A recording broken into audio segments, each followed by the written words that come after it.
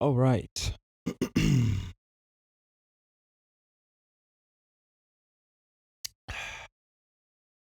Procrastination, boy. It's only going to get you so far. I thought I was going to be playing the game tonight, but something was just beckoning in me to just get right here in front of this camera. So, first of all, you already know how I do. Welcome back, everyone. Let me erase this a little bit. There we go. Welcome back, everyone, to the Working Class Gamer Podcast. I'm your host, Director Warren, also known as Stalin Warren. If you hadn't added me already on PlayStation, you are missing out. Go ahead. This is going to be my last video where I insert my PlayStation ID. Please add me. I want to play with you guys. I want to see what y'all are up to, what you guys play, all that kind of stuff. Joining some matches with y'all, you know what I mean? I do believe in online play and all that good stuff. So hit me up. Hit me up if you guys are, sorry, I'm trying to get myself together. Hit me up if you guys are just, if you're wanting to play anything, Helldivers 2, Warhammer, whatever. Or just getting a party chat and just talk shit while you play what you play and I play what I play. Just, add me. But enough of the begging. Hope you guys are doing well. Thank you so much again for joining me. Thank you for being here. I really appreciate you guys. Got a great response to the last episode. Shout out to my boy B Rob for being here for the Budokai episode. It was our vocal love letter to Budokai and everything Dragon Ball and the new Sparking Zero and everything that is for us. So it was really good to have you on, my friend, and I really appreciate you guys out there who watched and tuned in. We are well aware of the audio issues and all that kind of stuff, and maybe it could have been louder and all that, but I didn't want to overdo it because I didn't want you guys to get this really staticky audio. And I had my friend here who was kind of a companion to that production last week. And just trying some new things out. So again, thank you guys so much for tuning in. Thank you for the response, your likes, your shares, all that stuff. It all means the world. I think right now we're sitting at like 50 views or whatever, maybe a little more, but I haven't really checked. I told you guys before at the very beginning of this channel that this would mainly serve as a safe space for me and, in consequence, also be a safe space for you all of you gamers out there, you others, you people who are looking for a place to belong. You belong here. You belong in the world of people who love games, who love to play games, all types of games, and want to share those experiences with the rest of the world, with the rest of the gaming community, and larger community at large, to society as a whole, I guess. But and again, I try to come from the perspective of the working class gamer, the one who is working a 9 to 5, and you only have so many hours in a week to game. So I want to make sure I'm giving you high quality news, high quality videos, my impressions of certain games. I'm not going to be able to play everything, but I want to be able to play things that I know are going to. I know that my audience may be interested in, and people that I meet in real life, and just things that I myself am interested in. And I'll always tell you the difference between me discussing something that isn't really for me, but I feel like it's worth talking about versus discussing something that is just born out of my own experience. But and I think what I'm speaking to is kind of the through line for today's episode. Gaming at its core has always been about community, right? When our parents were young, they had arcades that they could go to around the corner. And it would just be a bunch of kids, teenagers, whatever's in there playing whatever game. We're competing with each other, trying to get a high score. Maybe you guys are playing Mortal Kombat with each other, at the local arcade we have over here, the putt-putt type situation, fun park, if you will. There used to be a Tekken 6 machine, I believe, over there, and I have memories of playing Tekken with other people. We don't live in the age of there being demo units in the GameStops anymore. So, now a lot of our community is online. And I think it's important that we don't forget that gaming at its core is about community. But before I get into the main idea of today's episode, I just, how we got to do it. I want to catch you guys up on what I've been playing. I would also love to hear from you guys. Let me know what you guys are playing, any recommendations you have, or any experiences you've had recently. And these are, I do it episode by episode. So anytime I'm telling you what I've been playing, it's what I've been playing in between the recording of the episode you're watching and the one that came before. So since our last Sparking Zero dedicated episode, I just as I said that on the last episode, I completed Wukong, but I've been playing a lot of the new game plus. Um it's just an amazing game. It's an amazing experience. It's an action adventure meditation, honestly. And I'm playing it in English subtitles, which if you know me well, you know that Stellar Blade is in like my top 3, and it's number 3. And it's number 3 not because of its gameplay, not because of its story, but it has a horrible English voiceover, in my opinion. It just the British accents just don't work. It's very hammy, not even in a cartoony kind of way, but in a like this is the actor or actress's first or second gig type of way. And I don't mean any disrespect to the voice actors. Um, I know that was a smaller scale production, so for those people it might have felt like a large opportunity. But I just don't know if the direction and the writing works in English as good as it does in Korean. Like Eve specifically just has a lot more emotion that you can feel from her, which is supposed to be like it. And that in itself is like a paradox because she is who she is without spoiling anything. So, the Korean voiceover is marvelous in my opinion. Maybe it's the sound mixing or whatever, or maybe the fact that it is in its native tongue, basically native to the people who made the game.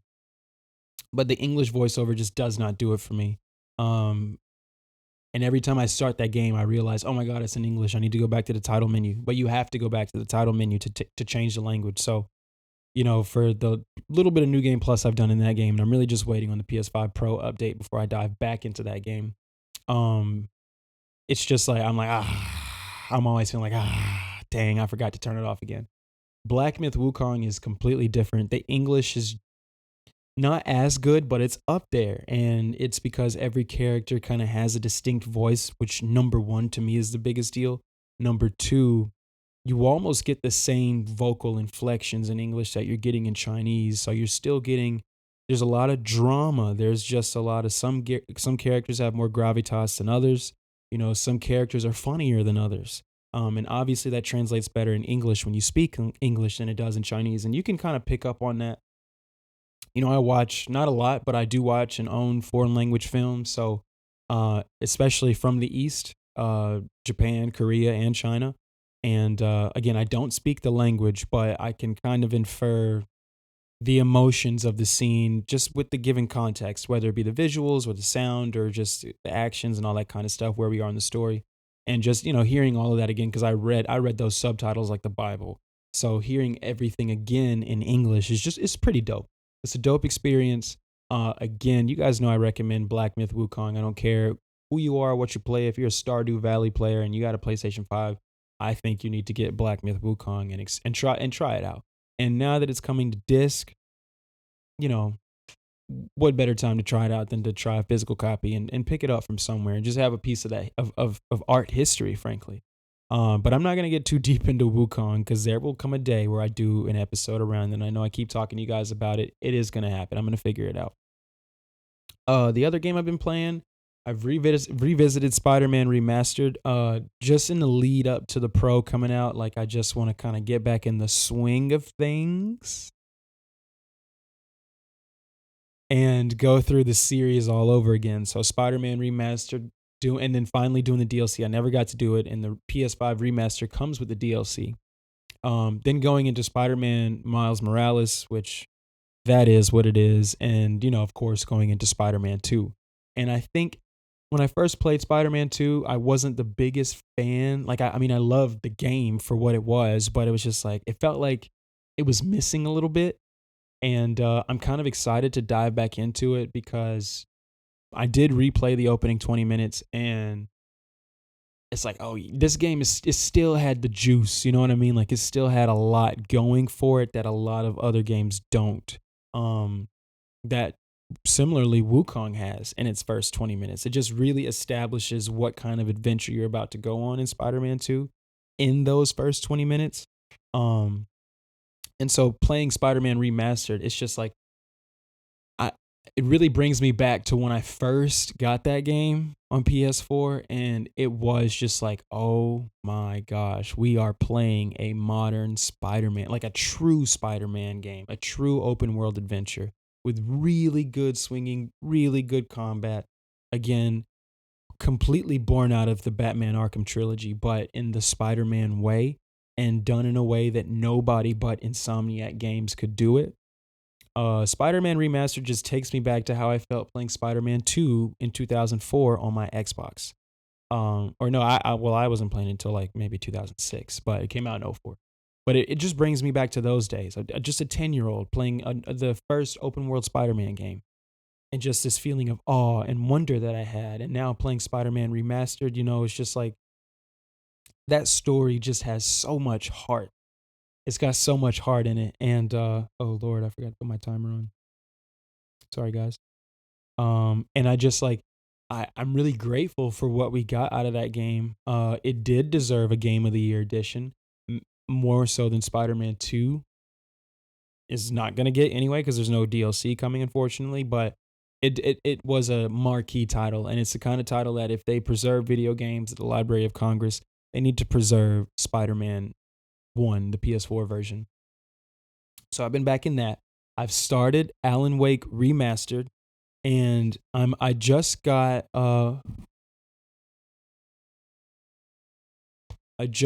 the Alan Wake 2 Deluxe Edition on disc. I waited a full year before, like, I didn't purchase it digitally. I knew there was gonna I think they said something maybe 4 months or so after release that there would be a physical version eventually, and it also just felt like a game with a large enough budget that just kind of like had room for that in the back end.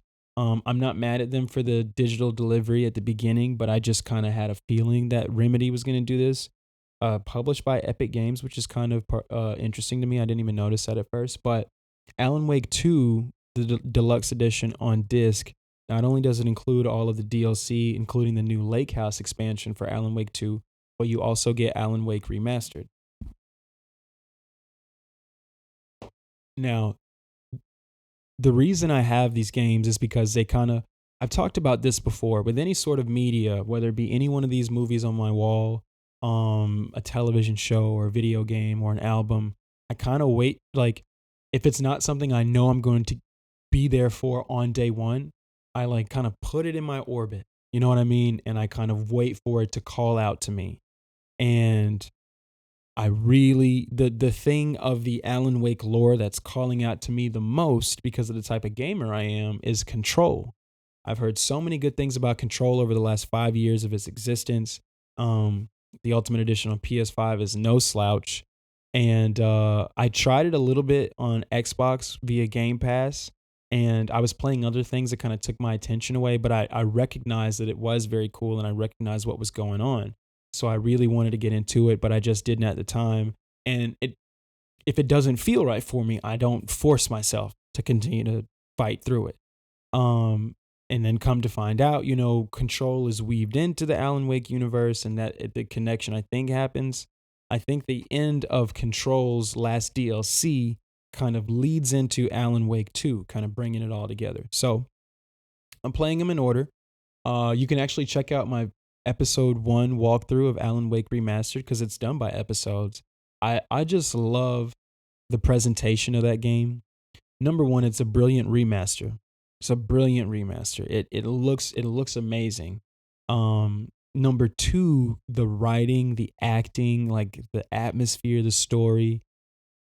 I'm very intrigued. I don't know what's going on. I know that I'm playing an author. I know that there are some supernatural things going on. Are they real? Are they dreams? I don't know. The game is playing with that, but I am enjoying the ride.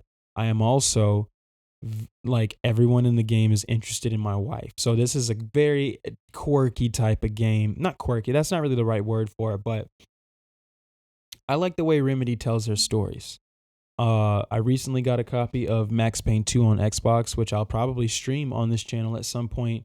Whenever the remakes are announced, I'll just go back and play the originals somehow. I don't know how I'll play Max Payne 1, but I do have Max Payne 2, and that's backwards compatible in 360. But Remedy has actually had a larger impact on me as a gamer before I even knew who Remedy was. So now it's just like, yeah, I got to get into their three marquee games of the modern era, which are Alan Wake, Control, and Alan Wake 2. So really excited for that. Really, really excited. And then with the PS5 Pro coming up, it kind of, the timing lines up perfectly. I won't be able to play Alan Wake 2 until I finish the first two, and by the time I'm done with those, that game will be PS5 Pro ready to go.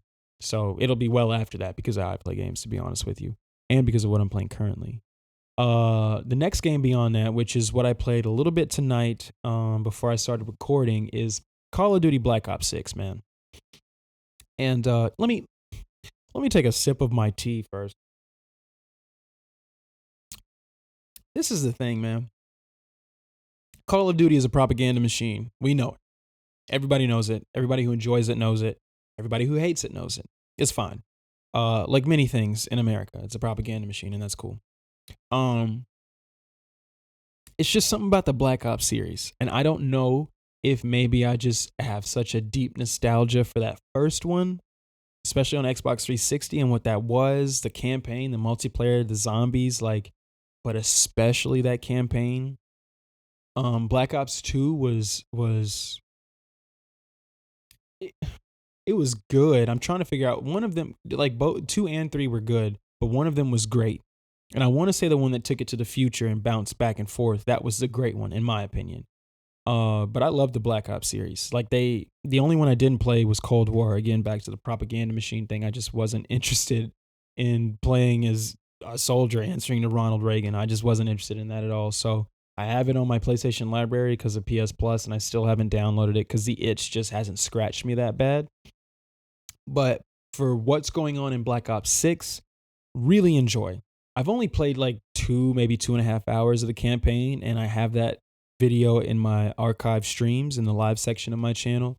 Cool campaign. Like nice variety of missions just in the first 3 hours. Like not just straight like theater shooting, but a little bit of espionage and stuff like that. Just real Cold War, Black Ops type of stuff. And I enjoy that a lot. So salute to the guys at Treyarch and Activision Shanghai and High Moon Studios and all the companies involved in the making of that game. They have knocked it out of the park with this one.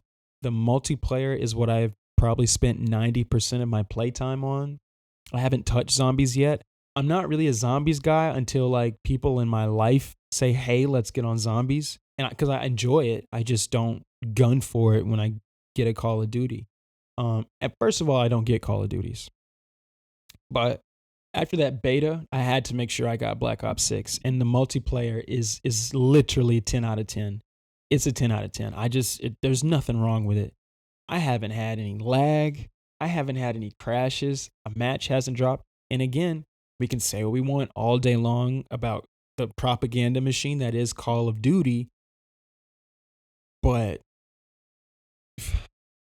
shooting games, like just a pure military shooter or a pure shooter in general, they come so few and far between. And one thing about Call of Duty, even last year's abysmal Modern Warfare 3 release, is that the gameplay always feels great. Like they have nailed it down. The sound design is amazing. There's only a few games that really take true advantage of 3D audio. Like they have nailed headphone audio. They've nailed it. It's punchy. You can hear your surroundings really well. Just the tonality of it all, like their sound design. I don't know. Maybe in the DICE Awards or something like that. They need to be recognized for their efforts.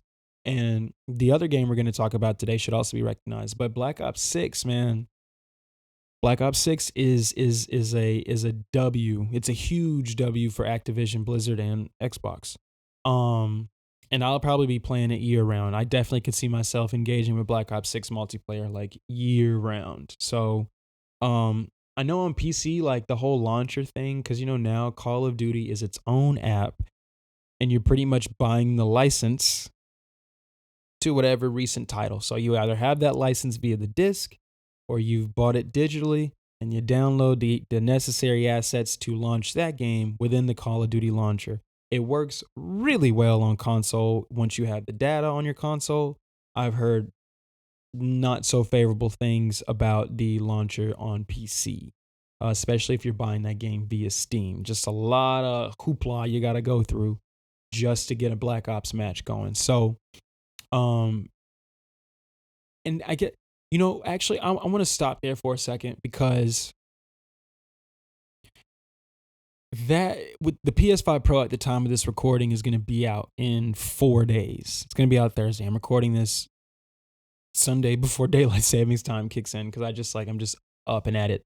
Um but yeah, just console gaming, the ability to turn on a system, a sophisticated system, irregardless of your personal preference or where you pledge your allegiance, whether it be an Xbox Series S or a PlayStation 5 Pro come this weekend.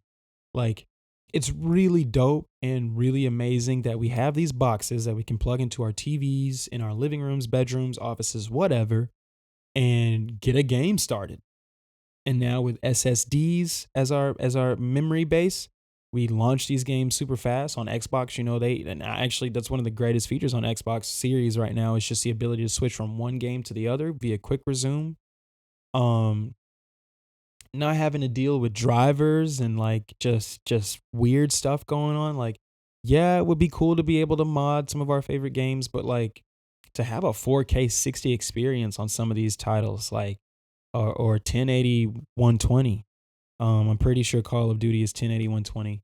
Um, Upscaled to 4K or whatever. I don't know. I'm not Digital Foundry, but just like having that in your living room for $500, $700 if you get a Pro.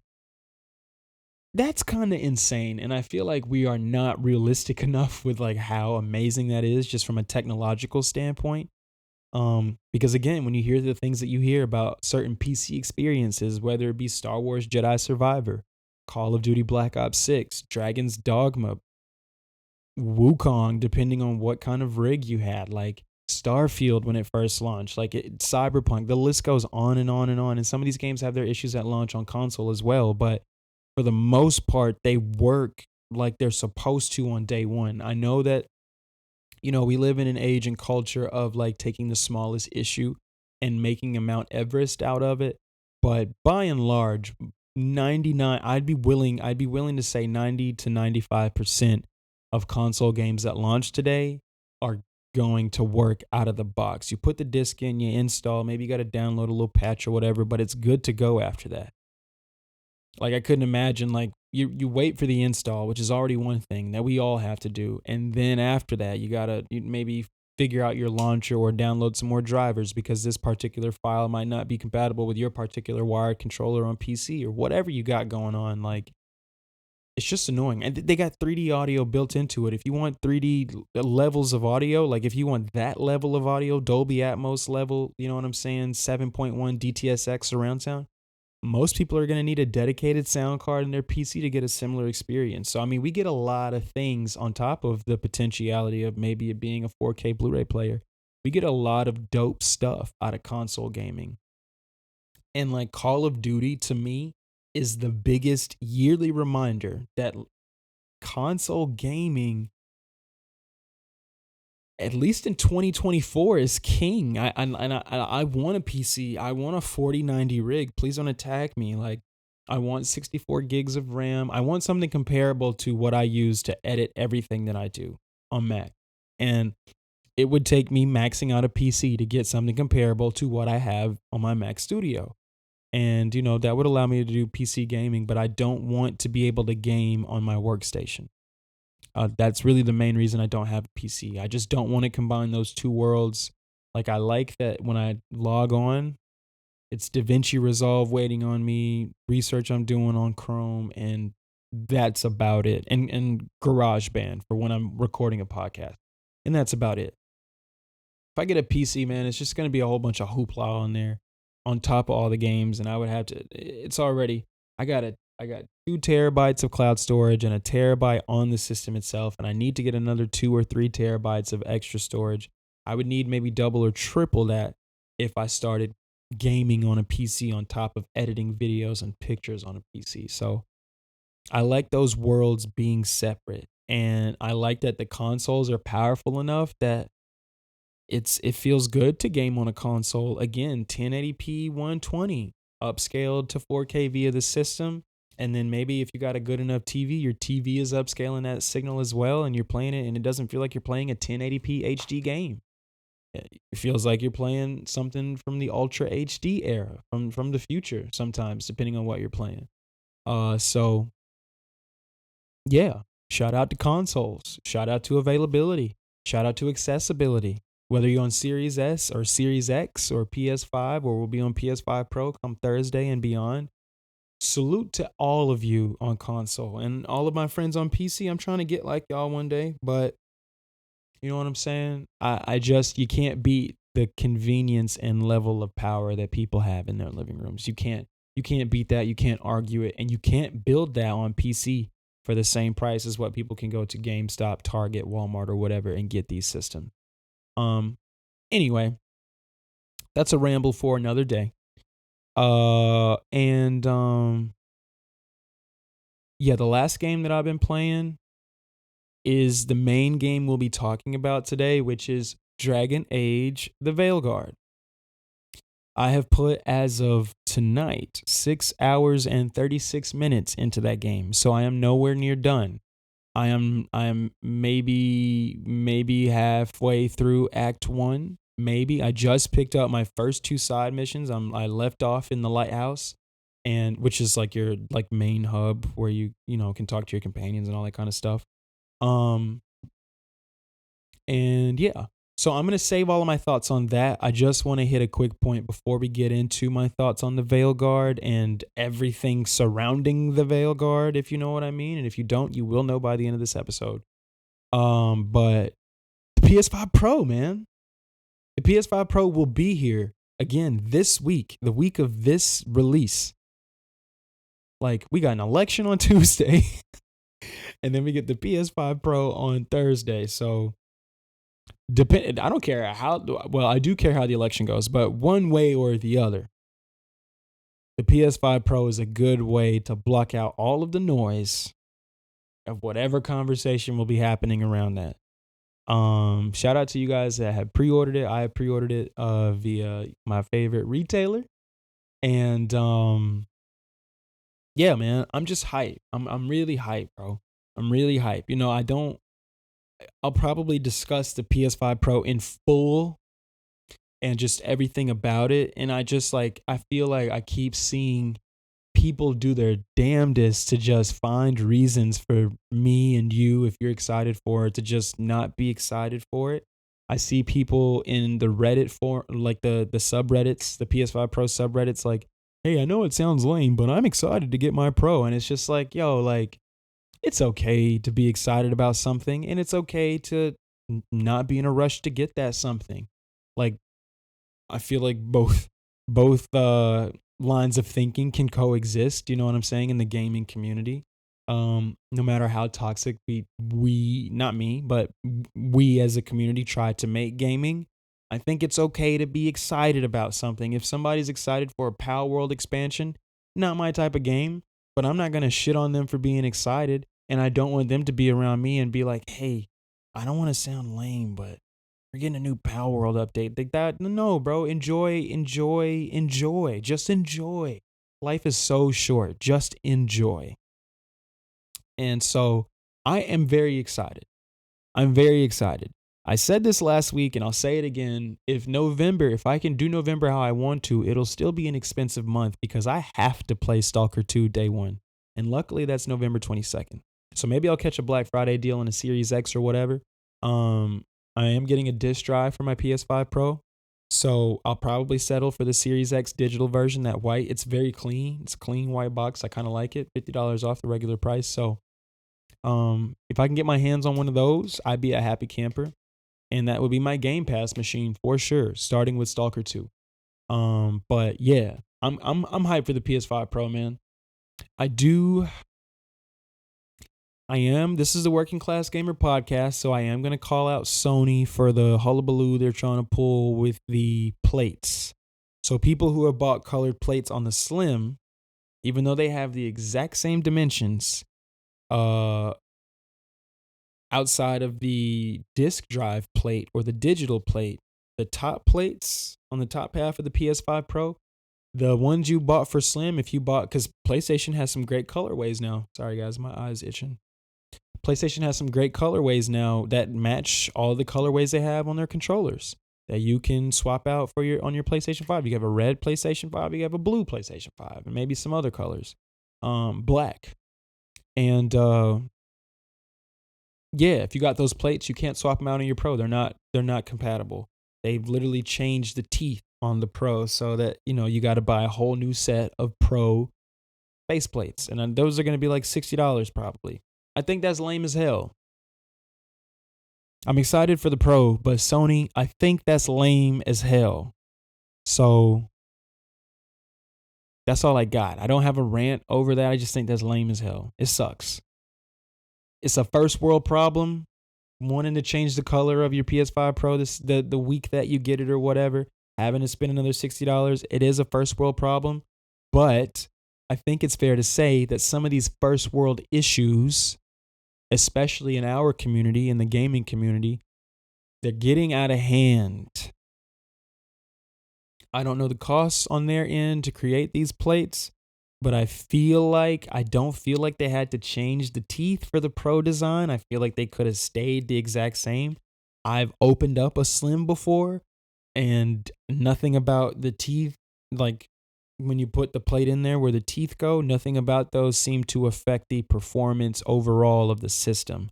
So again, you stretched it vertically to fit in more power and allow more room for airflow and whatnot, I guess. I'm not an engineer. But I just don't see why you had to change the teeth fittings. I think it would have been really consumer friendly on your part, Sony, if you would have allowed people who have already bought a collection of colored faceplates to be able to migrate those to their PS5 Pro. You asked for $700. People gave it to you no problem, myself included, in my own way, in my own backdoor way, because I'm trading in. But people defended you when the internet got super toxic over it, and just for you guys to sneak that in there on the back end, I hope you learned from that the next time you're developing something, because the PlayStation 5 ecosystem, the accessories, the headsets, the controllers, the VR, the accessibility controller that they have, and the system itself. This is the best ecosystem you guys have built since the PS3 days. Like, the PS3 was cool. The PS5 is super functional.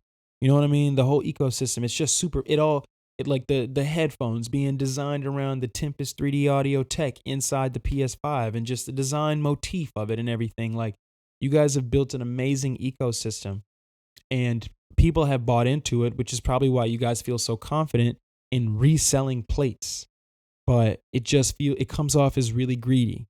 And I know maybe saying in the same breath that I'm excited for the PS5 Pro and I'm going to have one this weekend, and trying to tell you guys to maybe rethink that kind of thing for the PS6, maybe it's going to fall on deaf ears. Maybe you're not going to pay attention to me because you're getting what you want at the end of the day, which is me buying a PlayStation 5 Pro. But listen, it's a lot easier to defend a corporation online if you are more outwardly consumer friendly. And I know y'all don't give a shit about us, but you could at least pretend to care. So, anyway, let's get into the Veilguard. Before we get into the rage, let's just talk Dragon Age for a second. So I just want to preface this. Like I said, 6:45 hours. You know what I mean? 6 hours, 45 minutes.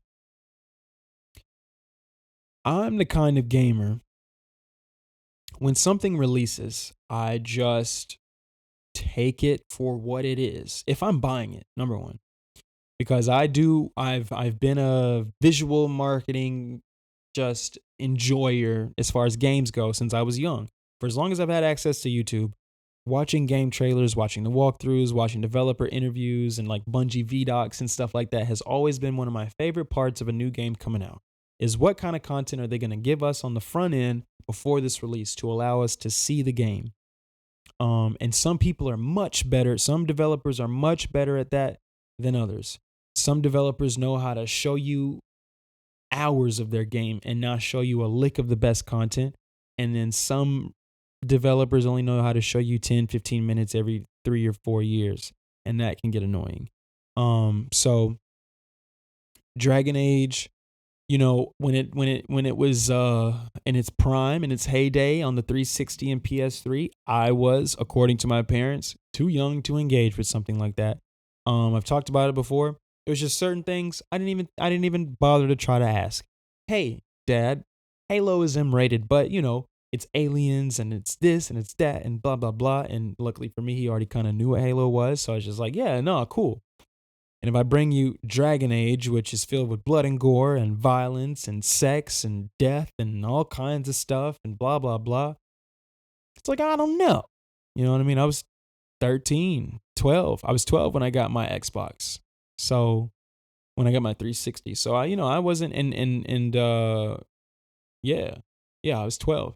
And 12 going on 13. And the first Dragon Age, I want to say was that 09 or 08? So I was 12 when the first one came out. I was too young for that. Even by my own standards today, I wouldn't have let 12-year-old me engage with that. So I'm saying all that to say I never played Dragon Age Origins. I played a demo for Dragon Age 2. I remember thinking the combat was cool in Dragon Age 2, character creator, all that kind of stuff. And, I just downloaded the demo. I knew I was still not going to be able to get off buying Dragon Age, but whatever. Inquisition, I tried, and it was in my early days of having a PS4. So I was like really ADHD with the games that I was playing. And by the time the Taken King came out, that was all I was interested in. And like then I just really hit my story-based game, but like not really in the RPG kind of way. Like I think Witcher 3 came out a year after. Yeah, because Inquisition is 2014. So 2014, I'm playing Watch Dogs, Killzone Shadowfall, The Last of Us Remastered, Resogun, that kind of stuff. And Inquisition came out, and like, I was just like, I'll try it out. And a friend lent me his copy, and I was like, okay, And even it winning Game of the Year that year didn't make me like feel like I was okay. It's like, oh, I'm missing out. Like, no, not in a way that like when Baldur's Gate 3 started getting all those awards, it's like, okay, maybe I need to go engage with that, and I will. But Inquisition I never felt the need. And being an outsider, when you listen to how a community talks about certain games, it's just like, okay, well, maybe I don't really need to get into that. Even though it got Game of the Year, that is the most like lukewarm Game of the Year I think I've ever seen in my lifetime, where it was just like, we got a new Dragon Age, and it was like, next gen at the time. So, hey, let's give this Game of the Year. 2014. 2014 was kind of a lame year for games, low key. Wasn't a lot of crazy stuff coming out. So sure, you know what I mean? But yeah, so the Veilguard, which, I've been keeping up with it. It was Dragon Age, Dreadwolf, and all this kind of stuff. I don't know nothing about Solus, Varric, the Trespasser, or whatever. I don't know anything about what has happened. It's 3 games before the Veilguard. And this is, even though it is definitely marketed like not like a reboot, but just like a fresh, an easy way to get into the franchise, it is very much a sequel to 3 previous games in a way. So, but in the way that this game was marketed, it was obvious to me that this game was built for newcomers. This was a mass market type of game. Which, I mean, any EA game is kind of made with that in mind. It just seems like in the 360 PS3 era, developers like BioWare were still able to give us like a truly transcendent experience, i.e. Mass Effect 2, i.e. Dragon Age Origins, you know what I mean? And then in the Xbox One and PS4 era, we get things like Anthem and Mass Effect Andromeda. And you get people questioning whether or not BioWare still has the juice. And again, like, I wasn't around as a gamer for when BioWare had the juice. I didn't play Knights of the Old Republic.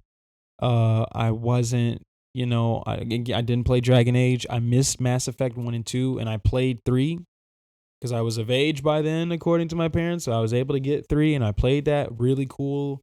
But I just didn't feel the need to go play Mass Effect 1 and 2.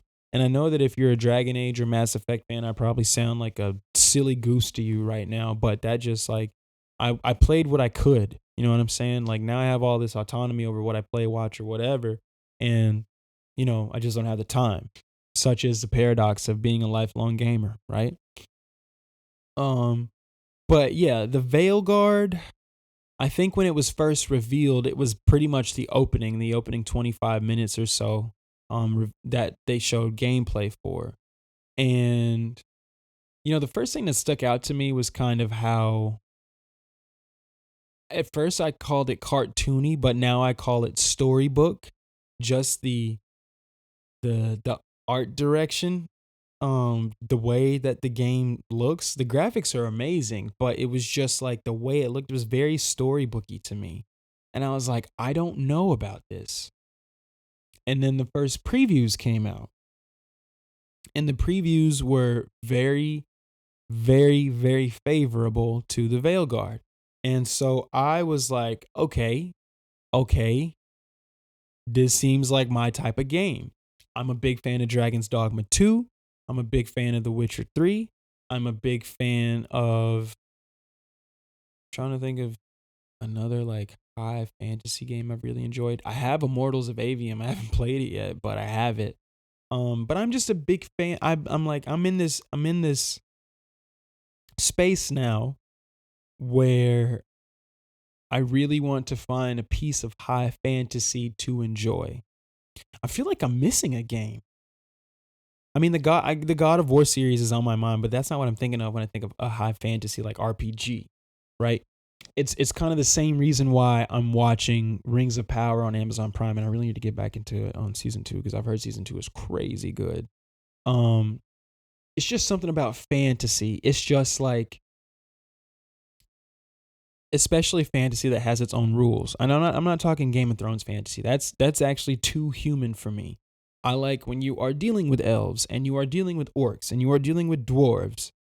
I saw Lord of the Rings for the first time during quarantine. And if I know people who know me in real life know that I aspire to make films and all that kind of stuff. And that's what I work on in my real life. It's like, you didn't see Lord of the Rings until you were 22, 23 years old. Yes. Because by the time I was 20, 21, 22, I had the attention span for it. And again, someone gifted me a Blu-ray collection of it when I was like 19 or 20. And I was always intent on watching all 3 of those movies, not in one sitting, but in one like stream of conscious, if that makes sense. So one on one day and then another one a day or 2 later and the other one a day or 2 later. Boom, COVID. Me and the homies in the house in Athens, we watched 3 Lord of the Rings movies 3 days in a row. And it was amazing. I think it changed my life, low key, because I was a huge MCU guy at the time because I grew up Marvel, Spider-Man, X-Men, all that stuff. And number one, from a filmmaking point of view, Lord of the Rings just had amazing set pieces because there was so many practical effects, right? And that kind of lends, like, it just adds to the emotional weight of what's going on. It adds to just like the visual splendor of what's going on when you can mix CGI and practical effects really well. That's why Lord of the Rings just like still works to this day. That's actually, that's a 4K collection I would love to have. That is a 4K box set I would love to have. I'm going to try the Hobbit trilogy again. An Unexpected Journey just put me to sleep the first time I watched it. Me and my dad rented it from Redbox like the year it came out. What was that, 2012 or something like that? And I fell asleep. I was like, okay, I can't do this. But yeah, I think when I watched Lord of the Rings in 2020, because I had already played so much of The Witcher. I had played so much of The Witcher 3. And I actually have that save from way back then in those days, the 2018 to 2020 days. I have that save. I never beat The Witcher 3. And I'm on Skellige, so I may stream that in December. But yeah, like Lord of the Rings just kind of fully turned that switch on in my head. Like this is the type of fantasy that I like. This is the type of alternate whatever that I like. It's not, I can't get into Game of Thrones. I don't like it. I like dragons and I like all that other stuff, but it's too much human politics, too much human drama.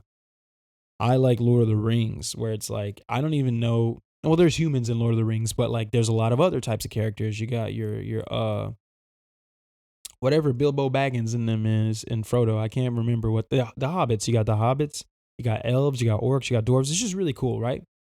So Dragon Age, just taking it back to the topic at hand, Dragon Age just kind of gives me that. And I would love to go back and replay the originals.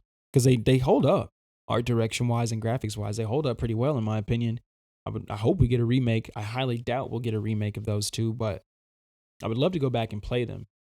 But I guess it's like, I don't know. And maybe I should try Elder Scrolls now that I'm thinking about it for that same reason. But something about, I was talking to somebody about this the other day, something about Elder Scrolls Skyrim specifically, like it just doesn't sit pretty in my memory. So I just am in no rush to play that game. And it just feels like a lot of game too. So it's like, it's new stuff now that is doing things better than Skyrim did back then. And I know that a lot of you have a tremendous emotional attachment to that game. I don't feel like I'm missing out on anything. Maybe I'll play it one day when they remaster it for the 17th time, but I don't know. Like Starfield was my first Bethesda game, and that was great for me, and I love it, and I don't tolerate any Starfield slander. So yeah, I'm talking all over the place. Back to Dragon Age. So the thing about Dragon Age, especially the Veilguard, like when the previews came out and said, "Hey, this is good high fantasy, and the combat is really good," I was like, "Oh, that'll do it for me." Because one thing I do remember about Inquisition that really turned me off is just the combat was so lame. I love real-time combat. I'm not a turn-based guy. I'm not a big fan of party management unless it's done well, like Final Fantasy VII Rebirth and Remake and Rebirth. That's the only time I really like party management, because it's weaved so well into the real-time combat. And when I saw the previews for Veilguard, I was like, okay, I can get into this. Just the combo moves you got from your party members that are with you, the classes they have available, and then like the subclasses and their special skills within the classes. Like, I'm like, okay, this is something I can dig my teeth into. And then just looking at more of it and hearing more about it, this is a story I can get into. Even though I don't have that attachment to Solus that a lot of you guys have, a lot of Dragon Age fans have. Even though I don't have that, this seems like it's being built and designed for someone like me who wants this kind of storytelling, right? Like you want dialogue options, you want the skill trees and all that kind of stuff. You want good, snappy, punchy combat. You want good graphical effects to go with those fantasy abilities. I think that's who the Veilguard is for. So that's how I'm trying to receive it. And I'm being very specific in bringing that up because I feel like a lot of the conversation around Dragon Age the Veilguard has just been about a bunch of other stuff. And it's been about people whining and not getting what they wanted to get, not getting what they thought Dragon Age was. And it's just like, I don't know. I really do try to put myself in people's shoes, but I love gaming, but I don't think there's a game that I just love so deeply that I feel like the developer has to stay within the bounds of what that game was and never leave it, never try anything new. I don't think there's a game series that's like that for me. I don't think there's a single property in media, period, entertainment media, period. Like, I like when my favorite artists try new things. I like when, Christopher Nolan's a great example of someone who became a household name, at least in my generation, via the Dark Knight trilogy, and then showed us that he could, do other super fire things with the same amount of money, right? So I like when things and people or whatever just evolve into something new. I think because you get to learn something new, you get to experience something new. I don't even want to get into like just what nostalgia is doing to culture currently, but just look at the state of the MCU. Look at the state of the MCU. Look at how people receive the MCU today. It's just nuts. And a lot of it is because like a lot of the toxicity is because so many MCU fans just wish it was like, oh, Infinity War was peak. We should have stopped there and took a break. And it's just like, no, it's capitalism, bro. Like y'all gave them $2.7 billion for Endgame. So of course they're going to pump out shows and content and all. And they learn their lesson and they're trying to refine it and give you better quality. But there are people watching. Are people watching? And I had a thought the other day that the MCU is, I think I had it earlier today, the MCU is kind of becoming what comics was way back then. Like there are going to be shows that I'm not going to engage with because I just don't have the time or I'm not interested. I'm not going to watch Agatha all along. I don't know if I ever will. But there's other stuff in the MCU for me. And when the movies come out, I watch all the movies. So it's just like I think you get in where you fit in. And I think we as consumers, and I know we hate that title, but there's you don't care how independent you think you are, you're a consumer in some aspect, somewhere, in some department, some industry. You are a consumer for sure, whether you're a shoe person or a game person or a movie person or a TV person, a comic person, or whatever your nerd, whatever gives you a nerdgasm, you're probably a consumer in that respect. You don't create in the same area where you get your nerdgasm, right? I don't make games. I love games. So I'm classified as a consumer of gaming content, right? I'm classified as a consumer, period, in gaming. And, the customer is always right to a degree. The customer is always right, but the artist has the final say so, or should at least, in what their artwork is going to be. And I say this a lot, and I will continue to say it. Video games are an art form first. I believe video games are an art form. It is respected as an art form within the community, within the development community, right? It is the marriage of computer science and arts, literature, all the arts, literature, film, music, design, all sorts of stuff. It's like there's a reason it's the number one media right now, the number one form of media in terms of revenue. It clears film. I think music is number 2 to gaming, but it clears music and film and television. It clears it because of the community aspect of it, because there is literally something for every type of gamer, whether you're 70 years old and using your phone or picking up an Xbox to play a game you haven't played, that you're playing a sequel to a game you haven't played in 20 years, i.e. Stalker 2 is a game like that, right? Or you're somebody like me and you play things as they come out. Like there's a pocket for every type of gamer. Gaming is the most it is going to be, to me, it should be when we look back on history 100 years from now, wherever gaming is, we should be like, man, that's a rich history. That's a wonderful medium that humans figured out how to communicate their emotions through. And just emotional experiences through new experiences. Like, wow, look at how humans figured out to convey their messages. You know what I mean? Like, I feel like that's how gaming should be regarded. Just look at a Red Dead Redemption 2. Look at a Journey. Look at a No Man's Sky. Look at an Elder Scrolls, the earlier ones, right? The Fallouts. Look at Dragon Age Origins. Look at Mass Effect. Halo. These games resonate with people deeply on a deep soul level. And that is because these are works of art born out of the human soul.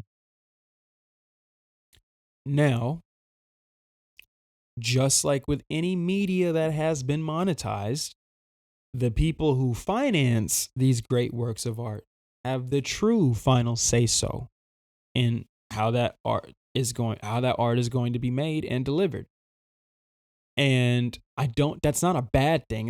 That's how things should be. If I give you $100,000 to do something, I should be able to give you a few tips every now and again, or tell you, you're going to make it like this. It's on you as the artist to figure out how to finesse and be yourself within the bounds that I've set for you. That's being a creative. And so I'm getting ahead of myself because I haven't even told you guys the things that I enjoyed about Dragon Age, but I talk about it so much. I feel like we as gamers are losing the plot because we're making it so much about ourselves as consumers, and we're telling creators what we deserve instead of asking them, what do you have for us next? What do you have for us that's new? What do you have for us that you think we've never experienced before? That's why I'm so big on Black Myth Wukong. Game Science gave me something as an action game lover that I have never experienced before. And I know there are fans of From Software games that have had similar experiences, right? With Bloodborne, Elden Ring, Dark Souls 2 or 3, whichever one that y'all say is the best one. Demon Souls, like Armored Core 6 is one of my favorite games, right? Like some of these games really resonate with us deeply because they have just been executed so spectacularly. So I totally understand the attachments that we have to some of these properties, some of these IPs, right? I just think if we approached the games that we are playing as what type of experience this is going to be, instead of trying to find like it's like okay, in adventure games now, right? You have your campsites or whatever, you know what I mean, that your save points. And it's like we are as soon as we boot up a game, we are looking for those nostalgic safe spaces. And I feel like that's not fair to developers, that's not fair to writers, that's not fair to these actors that are trying to push the medium forward in real time. Why are you playing a game and looking for a 2009 experience? Why are you playing a 2024 game looking for a 2009 experience? And literally in real time, I think I'm figuring out what's going on and why the gaming community at large responds the way they do to certain things. And I'm about to get specific, don't worry.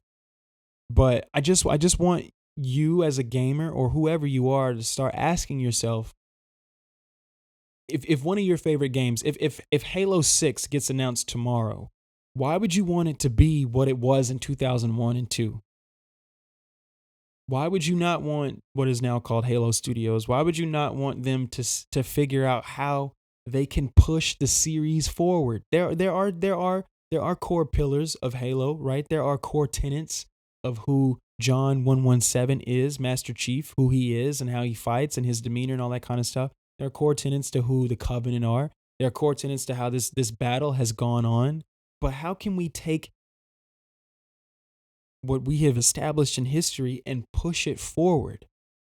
I just don't understand asking the creators who are members of arguably the greatest entertainment medium on the planet, why we are asking those creators on the other side to give us what they gave us 20 years ago. It doesn't make sense to me. The Force Awakens is an entertaining movie, but a lot of Star Wars fans agree it's just A New Hope redone. A lot of Star Wars fans are not happy about the fact that you just lazily brought Palpatine back without really, you know what I mean? Like, that's not the surprise that we want. We killed Snoke to get Palpatine. I'm not going to get into Star Wars, but do you understand the point that I'm trying to make? The core fandom gets upset when you redo things that have already been done.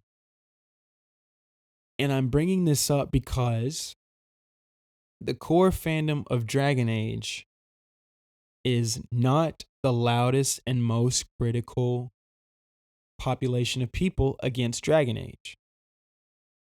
But I'm going to save that for after I give you my point of view on Dragon Age. So let me just get my thoughts on Dragon Age, the Veilguard, out of the way first before I get into just not being so nice to some of you who are making gaming really hard for people like me. First of all, when I've only done close to 7 hours of this game. So first of all, I just want to hit there are no lows. I have it divided into sections, and I call them the highs and the mids. Because right now I'm really leaning towards like a 7.5, 8 out of 10 for this game. And it really hasn't opened up yet. So I don't feel like giving it a number is very fair. I just am one of many people who can attest to the fact that this game is opening slowly. It's exciting, but it's like I can tell there's a lot. I'm not getting enough. Like I'm not getting enough meat off the bone, right? You know what I'm saying? Like what I'm experiencing now is a small platter of 6 small natural sized chicken wings. You know what I mean? I don't think I've got to anything jumbo yet. You know what I mean? Like so. I want to be fair to it. I just want to be honest with my representation of these first 7 hours. Because in an RPG, the first 7 hours is like the first 2 hours of a 10-hour shooter. So you haven't even got to the climax yet. You're not even close. And I'm not close. There's Act 1, Act 2, Act 3. And like I said, I think I'm maybe halfway through Act 1. So with that in mind, my highs right now, the character creator. They've done it.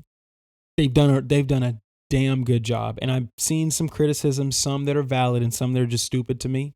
But they've done a wonderful job with this creator. First of all, look at me. You see who I am. Okay? You see my face? You see my hair. Dropped a little drop. When you give me the opportunity to make a character in any video game, this is who I'm trying to make. Dragon's Dogma 2, I remade this as a beastren. So I wasn't just a black man in the game, I was a beastren. But I still was allowed, because of the fantastic character creator, to have locks. I made him blonde with a little bit of green ombre. Some 2015 Atlanta shit, I guess. But I really like my character in Dragon's Dogma 2. Dragon Age. Monster Hunter Wilds beta. I didn't mention that in the list of games I played, but I recently played that also this week, and there's a video on my channel of that as well. Love the character creator in that game. You cannot call yourself an RPG if you don't have a character creator where I can recreate the vast majority of people who exist on this planet today. I'm looking at you, Elden Ring. I just don't understand.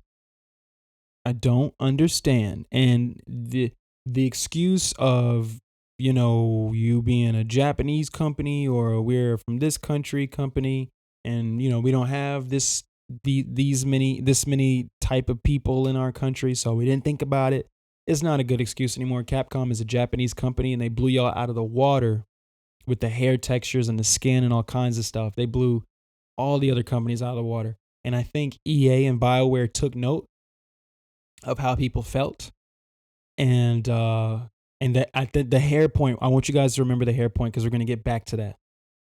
But they have built a wonderful character creator. Again, it has a storybook aesthetic. So like everyone is attractive. Everyone has a smooth face, good lines, whatever. And it works, honestly. It works. It's not so rugged. Even though there are dark moments in this game, it's not a really rugged, it's very clean. It's very polished. It's very UHD, right? And the character creator is when you boot it up and you get into the character creator, it's very indicative of how the rest of the game is going to be. This is one of the most inclusive character creators, just in features and hair, that I've ever seen in my life. I know because Guerrilla Games and the dudes at Pixar told us how difficult it was to program the hair for Aloy and Shorty from Brave, respectively. So I know the hair in the digital world is super freaking difficult. So if you figure out a way to give me 15 plus, I think 20 plus, I saw somebody say 27, but I'm going to say 15 plus black hairstyles or textured hairstyles to choose from, I have to applaud you. That's not pandering. That's just making sure that any type of player, even if they're from a minority group, can recreate themselves. and not just have to settle for a fade. I saw a tweet, and I'll probably post it, from Casey Lawrence, I want to say his name is, but he says something along the lines of like, these character creators nowadays are crazy because you used to, back in the day, you used to just have to accept just being Tom Cruise. I thought for the longest time you just had like Commander Shepard was white, because all the reviewers that I was watching just went with default Shepard, who was a white guy. And then when I picked up Mass Effect 3 for the first time and created Black Commander Shepard, I was blown away. But I did have to settle for a military fade. And I had a fade back then. I had a temp fade. Temp fade was the cleanest cut of the 2010s.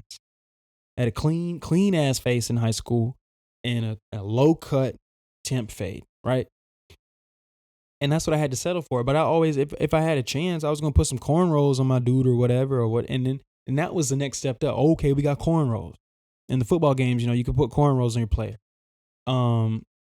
And now, and I'm just speaking from the point of view of a black man. There are other different types of people who are who have recorded their character creating process and have recreated themselves, or an exaggerated version of themselves, or whatever, and like are recreating themselves one to one almost. I think that's to be applauded. And I think you are really reaching when you are criticizing a character creator as a man. If you say, why can't I make a character? And this is a prominent journalist I heard say this. Why can't I make a character who has really big tits and a fat ass? It's like, bro, you are a 50-something going on 60-year-old man. I just don't understand how you expect me to take that take that criticism seriously. You expect me to jot that down as a valid criticism of the character creator. Just like, bro, my sisters, both of my sisters, when they take their hair down, they have a lot. When the natural hair is what we call it in our community.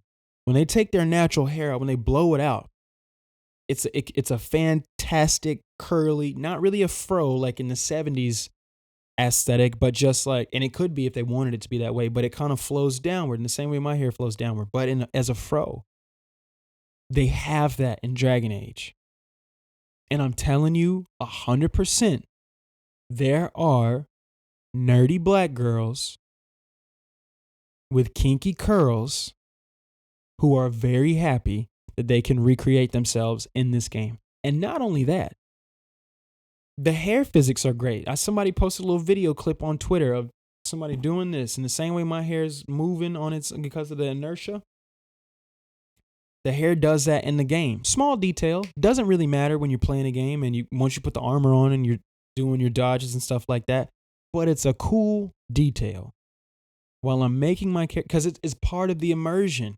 Building your character is very important to immersing your player in whatever experience you're trying to give me. So I have to give them a 10 out of 10 on that character creator. I have seen some beautiful characters. I myself made myself as a Kunari. I didn't just want to make just a guy. I like being the alternate race, right? The whatever, like, and when I say race, I don't mean like black, white, Mexican, or whatever. I'm talking about like you got humans, you could be an elf, you could be a whatever. I like being the outcasts. The Beastren in Dragon's Dogma are like the outcast race, even though they run Batal. And in Dragon Age, the Kunari are kind of like the outcast race. They've got horns, and I have made a black-coated Kunari. It's got a beard like mine, a little bit shorter. Hair tied back, locks. I just think that's fire. I know if I wasn't a Kunari and I was a human, I'd have even more lock options because I don't have the horns to deal with. But I think that's cool. The voice options are really good. I don't really know.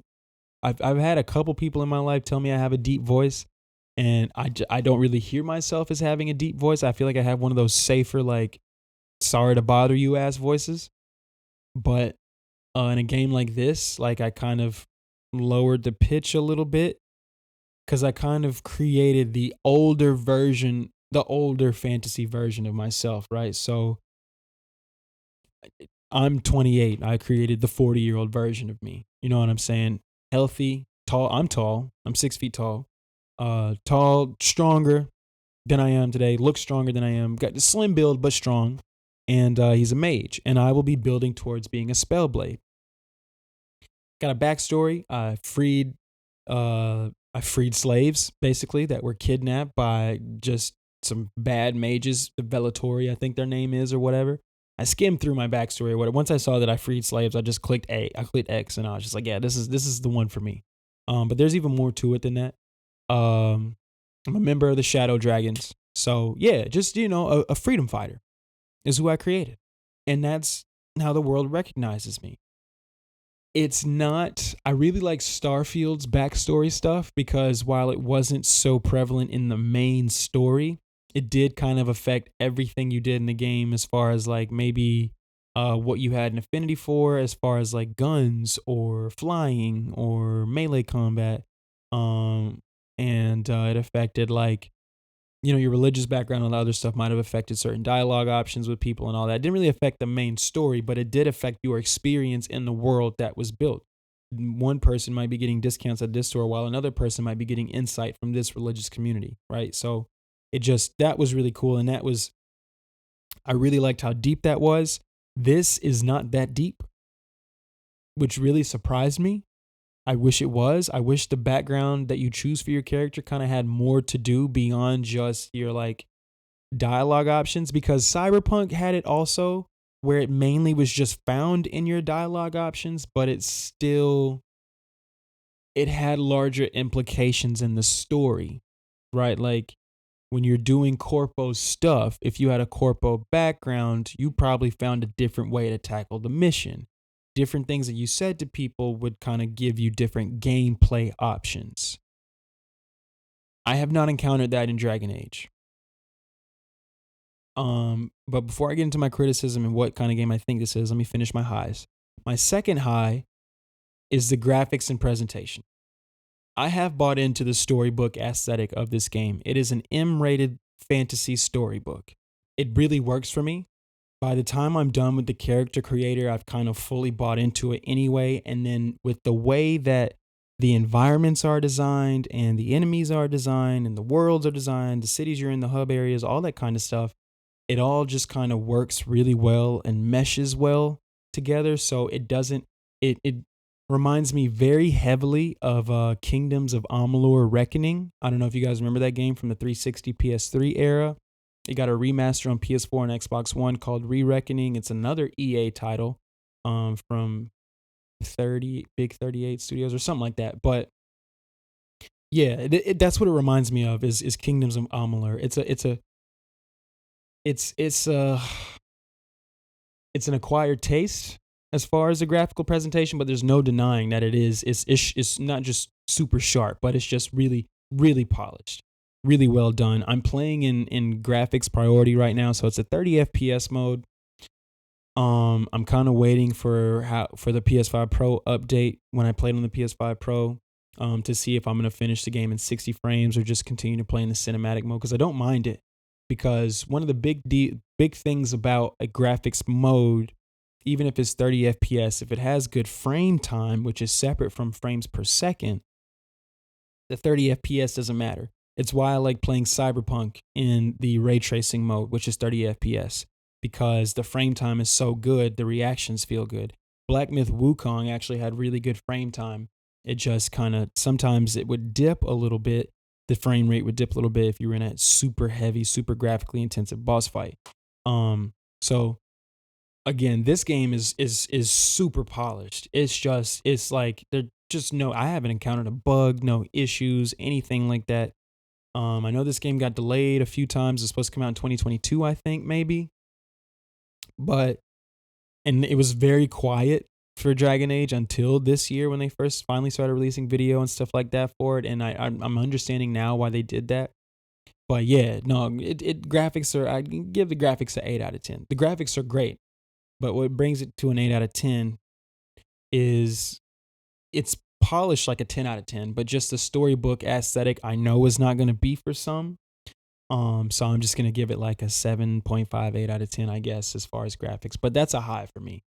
The story, how it's presented, the cutscenes and stuff. I mean, there are some like truly awesome moments, and I'm early in the game, and I don't even want to like share those because you guys like I do like to share recordings, just little clips in my podcast episodes, but I'm not going to show too much, especially not from the cutscenes, because I think you guys deserve to see that on your own should you choose to play this game. But yeah, they definitely took their time. They kept this in the oven until it was ready to be served.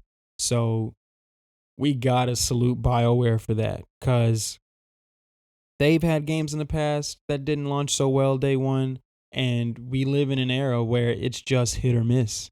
So I gotta give them their kudos. Shout out to the kudos bar. I gotta get me one. Let me get my notepad. My third thing that's a high, the voice acting. The voice acting is really, really, really good.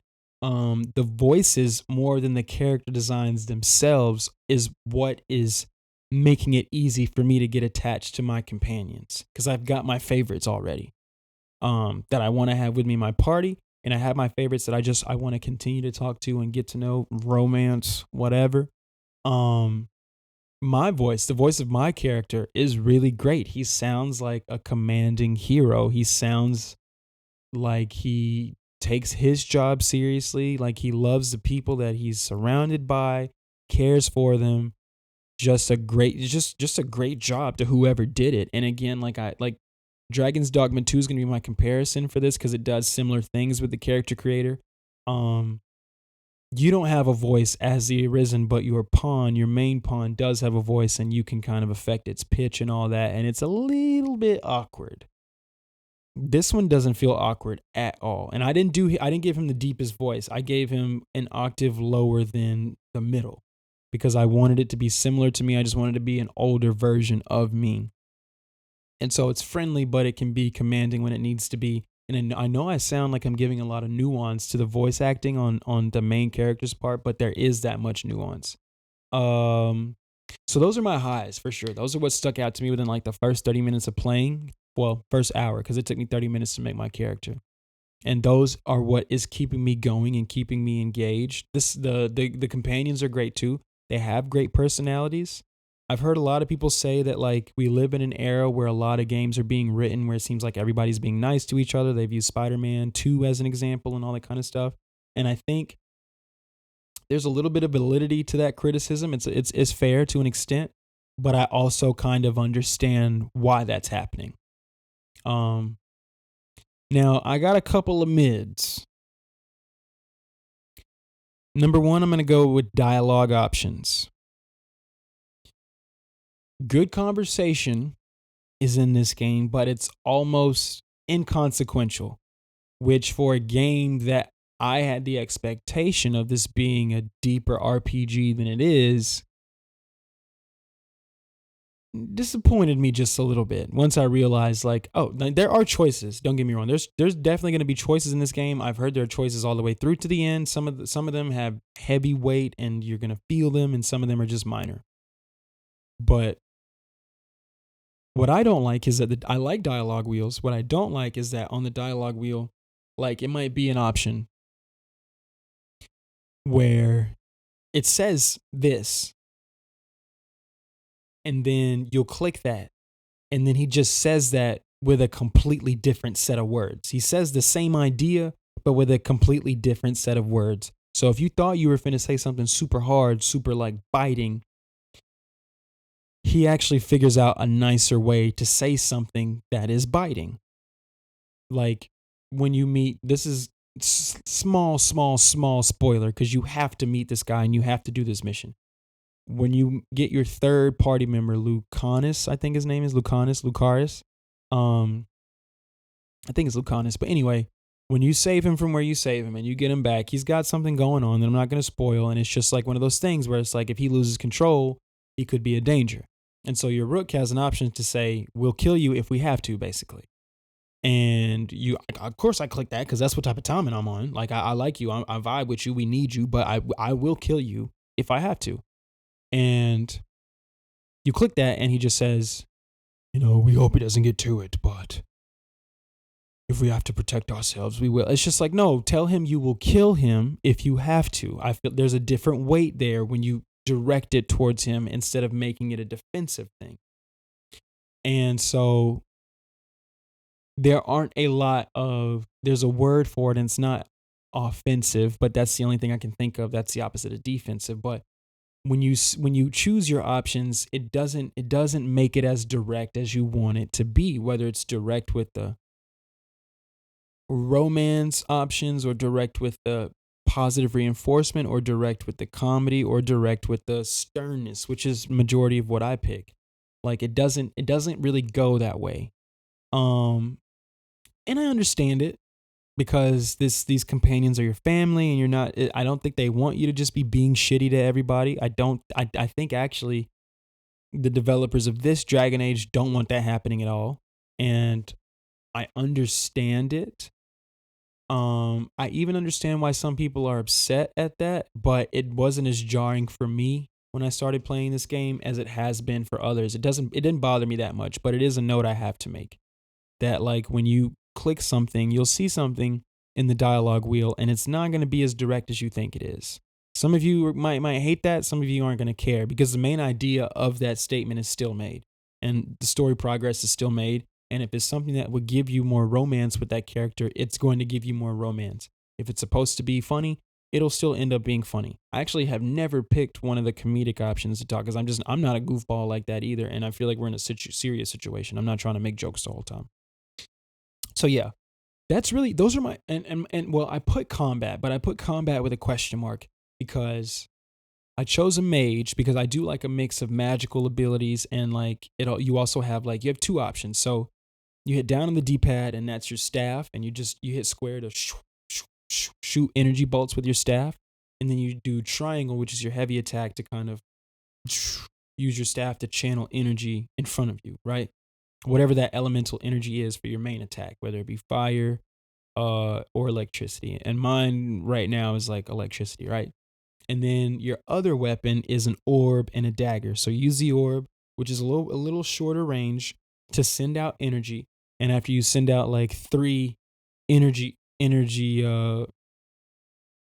not projectiles, but just three energy attacks with the orb, you prime them for what do they call it? It's an arcane mark every hit you do, and the third arcane mark sets them up for an arcane bomb. So then when you hit them with a dagger, which is your triangle, you set off kind of like a critical damage attack, right?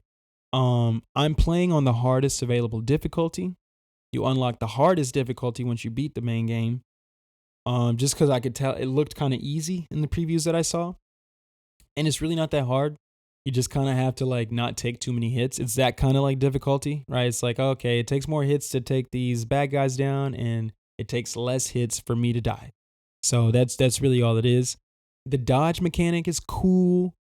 Sometimes I wish it responded faster, but I wonder if maybe I'll find a better time when I'm playing at a higher frame rate. So we'll see. I'm going to do a lot of testing on the PS5 Pro. Excuse me. The attacks is fine. It's just because like I'm just a level 8, right? So it's just like I am still not that powerful. So it doesn't take long. The battles don't feel, they feel good actually. Combat feels good.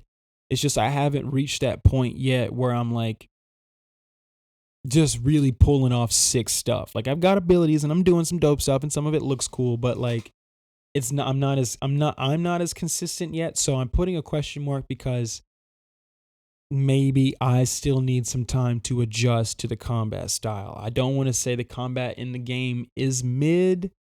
I think there are highs that can be reached. I have just not reached them yet, but I think those highs come with power. So I will keep you guys updated on that.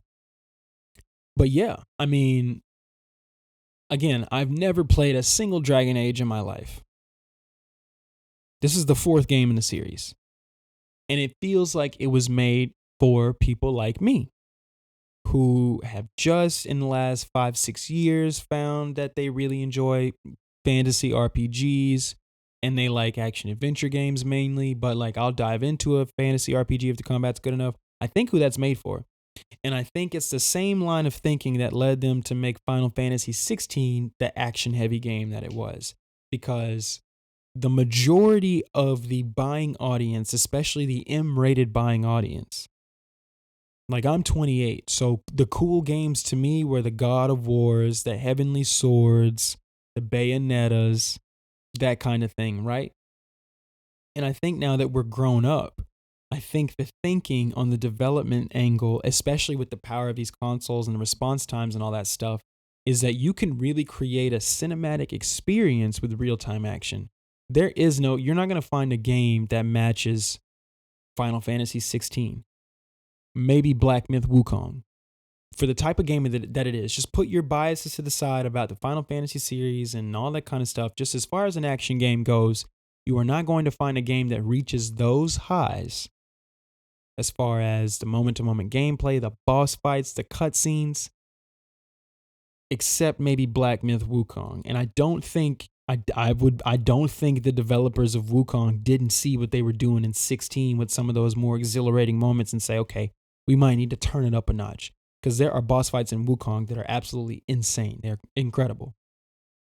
And so if Dragon Age is taking a page from the God of War book, which is what I keep hearing, one of the things about the God of War 2018 and 2022 games is that the moment-to-moment combat, it takes a little bit more to master. It takes a little bit more skill to master than you might think.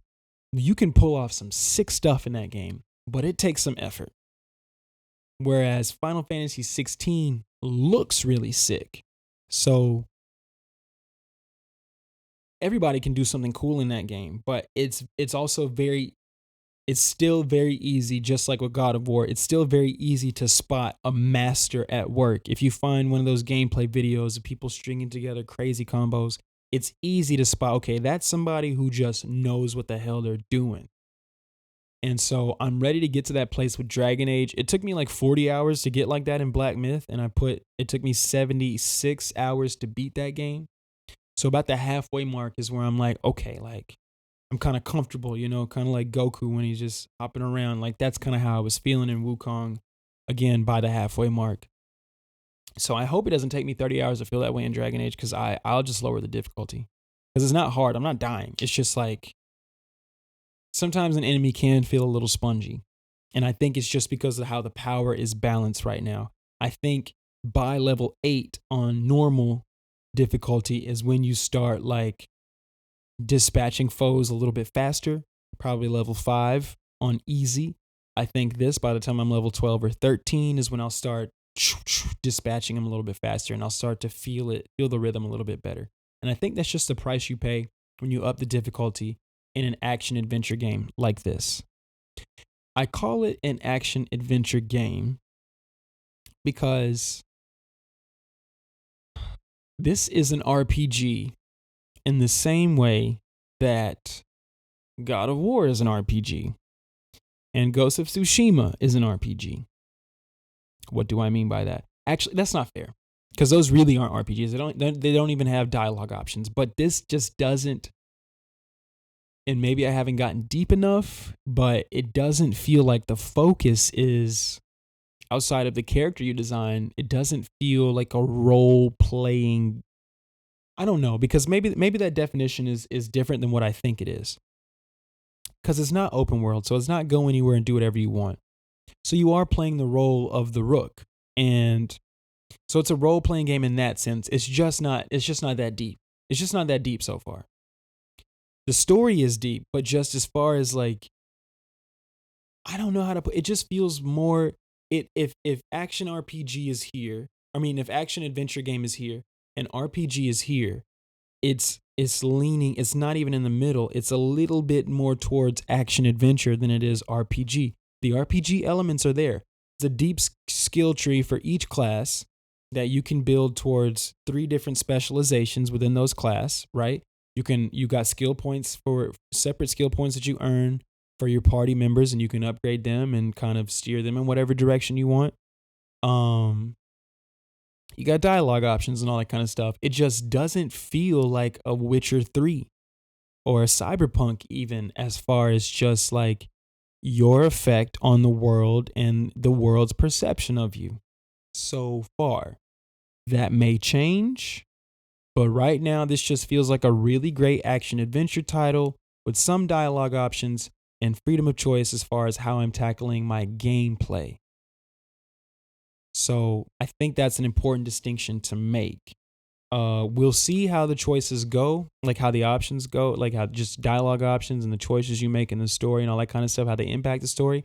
If I feel differently by the end of it, I will let you know. I will say this game is good enough that buying it on day one, I don't regret it. And I got the deluxe edition, which is $89.99. I will tell you, you don't need the deluxe edition because it's just cosmetic stuff. It's not even like armors that have better stats. It's just the ability to change because you can transmorg your armor to different looks, and it's just the ability to change the look. That's all it is. So keep that in mind. Just buy the regular version. You don't need the digital deluxe or the physical deluxe, just unless you just want the cover that says deluxe edition on it. You don't need those items. You can purchase the upgrade later. So do that if you really want to, but I don't think it's necessary. But I will say this is a good day one purchase so far. I'm enjoying it. When I get home from work, it's either am I going to play Black Ops 6 or am I going to play Dragon Age? And that's really where I want to be with my games, right? Like if I give you 75.59 after tax here in the state of Georgia, I need to be wanting to play that game when I come home.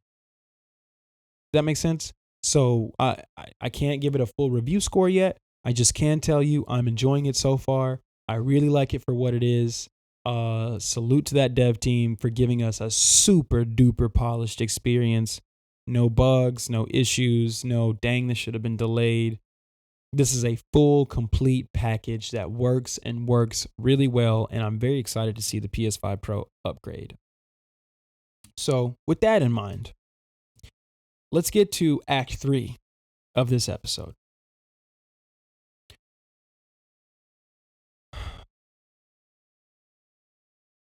I've said this so many times on this podcast, and I'm only 7 episodes, and I feel like I've said this a lot already. We have got to stop signal boosting bigots and racists and just people who create controversy for the sake of creating controversy. We have to stop signal boosting, reposting, sharing clips, sound bites, written words from people who we know are just trying to get a reaction out of other people. We have got to stop doing that.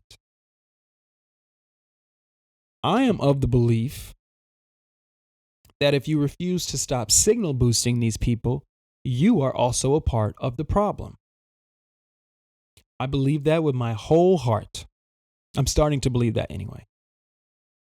I'm starting to believe that if you are signal boosting someone to get your moral dunk on, that you are doing it for the same reason they are doing it, which is for the clicks and the engagement and the $25 check Elon Musk sends you on a monthly basis for getting so many clicks and engagement.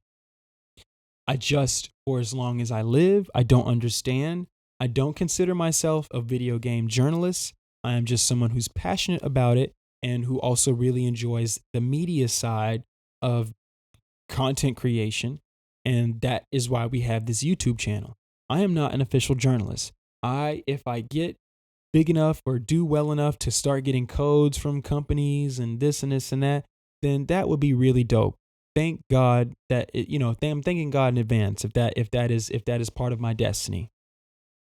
If that is the path that I'm on. If that is in my future, I thank God in advance.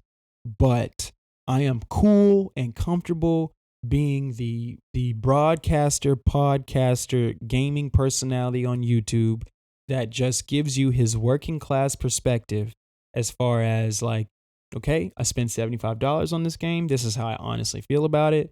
This is what you should be playing. You should probably ignore this. That kind of thing. I like where I am in the grand scheme of gaming voices. So I know I ain't nobody. But with that said, it is so freaking annoying because my timeline doesn't give me a lot of the negativity that a lot of people I see repost. I don't get that on my timeline. And I told you guys in episode 1 about these blue checks. I don't care if it's Instagram, Facebook, Twitter, whatever. I told y'all about these blue checks because now you can just buy one. It used to be a time that might have been something you aspired to in the back of your mind, right? Sorry, thought I heard the dogs or whatever. It used to be a time where you had to be somebody to be given a blue check by the social media outlet that you were on. It did not used to be so easily attainable where all you had to have was $8 to $20 a month to purchase it. And again, I've said this before, I'm not even mad that that's accessible, because if the blue check people are what's keeping the app free for the regular user, that's cool. Number one. Number two, if I purchase a blue check, if that allows me to get more engagement on my content and better, tech support and stuff like that, that's cool too. That's fair. But society, whether we like it or not, has a hierarchy of voices that matter and don't matter. Voices that need to be heard and don't need to be heard. Voices that carry more weight than others. It's innate almost, in my opinion. And now, because you can put that optic there that your voice matters, and X, Twitter, whatever, has tried to find ways to differentiate some of the gold checks. Those are like these are actual official entities and people that deserve this sort of thing. You'll see that next to game developers and certain corporations and stuff like that. Certain people, if you click on their blue check, it'll be like, this is a legacy verification or whatever. Those are the people I prefer, right? Not just the people on Twitter Blue. But yeah, like there is a hierarchy to our voices. You know what I'm saying? And the common man can be heard in public forum. The common man will always have their opportunity to speak and be heard, and can even affect policy by voting, right? I just think there's just nothing in place to stop these people who manufacture fake stories, manufacture controversy. All you can do is be just have dominion over your timeline. That's all you can do as a user. And but it's gotten to the point where some of these people do need to be banned. Some of these people are just racist. Some of these people are just sexist. Some of these people are just homophobic, transphobic. Some of these people are just the worst of the worst, bottom of the barrel members of society. And there should be something in place that says, you know what? You don't deserve the platform that you have. And it's tough because, especially in the West, in a lot of places like America, we've got freedom of speech or whatever. Heavy on the or whatever. And, if you've got an audience, you've got an audience. And if they're tuned in, they're tuned in, right? And that's fine. I just think once if you see this game and you say, you know what, this game is super woke, a lot of DEI, a lot of gay shit going on, a lot of whatever. All right, okay, and if you have an audience of people that want to hear that from you, I don't want to say more power to you, but that's your right, I guess, as a YouTuber or a Twitch personality or whatever. But once you start trying to deliver news and it's not real, I think you should at least be suspended. And I think if you leak footage before a review embargo is lifted, you should maybe be put in timeout from getting access to games earlier than a regular consumer when you can't even hold water.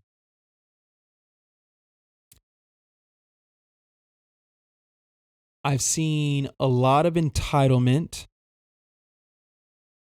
and the entitlement starts with the review process, right? This game came out Thursday, October 31st. So you have certain companies, certain YouTubers, journalists, whatever. And by the way, if you don't work for a publication, if you don't have a degree, if you haven't worked for a publication and or you don't have a degree in this, you're not a journalist. You have a YouTube channel. I have a YouTube. I'm not a journalist. I am an enthusiast broadcaster, right? Like I'm not even a semi-pro broadcaster. I'm just a hobby. Broadcasting is a hobby. Podcasting is a hobby. That doesn't make me a journalist. And some of my favorite podcasters that I listen to outside of gaming that have massive platforms that reach millions of people will tell you they are not journalists. They have just built a platform off something that they're talented at. So if you are a YouTube channel of, I don't know, 100, 200, 300,000 subscribers, unfortunately, you are not entitled to a code to a $75 game. If you have a lot of reach, sure. But if, let's say, and I'm gonna, you know what? I'm gonna put some name on some of the bullets I'm gonna give today. Extra Life, YouTube channel, wiki site, and for those of you who don't know, wikis are basically online guides to games, right? They don't make the paper guides anymore, so a lot of people have taken it upon themselves to generate wikis. IGN has their own wikis. A lot of YouTubers have gotten big off of making visual guides and stuff. Extra Life makes wikis for a lot of RPGs. Dark Souls, Elden Ring, Black Myth Wukong, any game you can think of, there's a wiki for it, right? And they also have a YouTube channel. They get invited to go and test certain games, apparently. And this is the other thing. A lot of what's happened recently has me questioning a lot of y'all's credibility, including you, Extra Life. Because I'm looking at it, it's like, do I believe that you got to go play Crimson Desert? That you got hands-on for real? Or did you just get access to the 30-minute video file before the general public got access to it? Did they really fly you out? Maybe they did, though. Maybe they did. So I don't want to sound like condescending. Maybe they did. But how you handled yourself over this review has me questioning. I unsubscribed from you immediately. And I'll tell you why. Extra Life made a video, just to give you guys a backstory. They made a video. The Dragon Age review embargo was up on Monday. They made a video, like a 15-minute video, saying why we're not reviewing Dragon Age. They didn't get a code. They got to preview the game. And I guess they gave it a favorable preview, but they didn't get a review code. And they're like, it seems like, and this isn't their voice, but this is what I'm giving them, because you sound like a loser. It seems to me like BioWare and EA are only giving out review codes to companies where they think they're going to get favorable reviews. And when you first hear that, it's like, because we don't really trust the corporations. When they hit it out of the park, they hit it out of the park, and we give them the benefit of the doubt in that moment. But by and large, EA, I've said it before, EA at one point was voted the worst company to work for like 2 or 3 years in a row in the 2010s. So that's wholly possible, right? But the day goes by, because y'all put that video out in the morning. I wake up, it's on my YouTube algorithm, I watch it. I'm like, okay, that's interesting. You go through the day, I see the kind of funny reviews. I know that those guys have good corporate relationships, so maybe they're trying to keep that corporate relationship going, and maybe that's why they like the game. But I also know they were hype on the game when the previews came out. So I was like, okay, there's that review. Let me put that to the side. Let me wait till some more personal ones come out. Skill Up's review comes out, which is a massive YouTube channel, and I'm going to put that one to the side for a second. But as the day goes by, more reviews come out, and it starts to be very apparent that like there are a lot of people who got review codes, and there are a lot of people who didn't. Some of the people who got codes were hard on the game when they previewed it. They were like, this seems kind of mid, and they still got a review code to give us a full review. Some of the people who gave it glowing previews got a review code and gave it a glowing review. Some people who gave it a mid preview ended up giving it a glowing review. So it seems like they sent it out to people who liked them or didn't like them. So that by the end of Monday, by Monday night, the main idea of the video Fextra Life that y'all put out 9 a.m. Monday morning is void. That's not what's happening. And I have YouTube Premium, so I was listening to the video. I wasn't really watching because I was at work, right? Turns out in the video, the creators that you used visually as like your backup for we didn't get codes were these grifters, these people who make a bunch of hateful content around diversity, equity, and inclusion, because I'm tired of the acronym. They make anti-sweet baby videos. They sit in their room. They do this all day long. They don't touch grass. They're not even good to look at. I'm not putting them on my 4K TV. Number one, you're not good to look at. Your videos are trash. Your codecs are trash. Your bit rates are trash. And the content you talk about is trash. It's hateful. It's borderline racist and borderline homophobic. I'm tired of, I told y'all I'm going to get specific, and I know that I have people like what I'm about to describe in my subscriber base, and I only got 127 subscribers, but I know that some of y'all are white. So I'm going to say this kindly. I don't want to hear from a white person complaining about the amount of diversity in a video game. Respectfully, because I don't want any one of my viewers to feel away or think that I feel away about white people, because I don't. But I don't want to hear from somebody giving me a bunch of racist dog whistle rhetoric about the latest video game.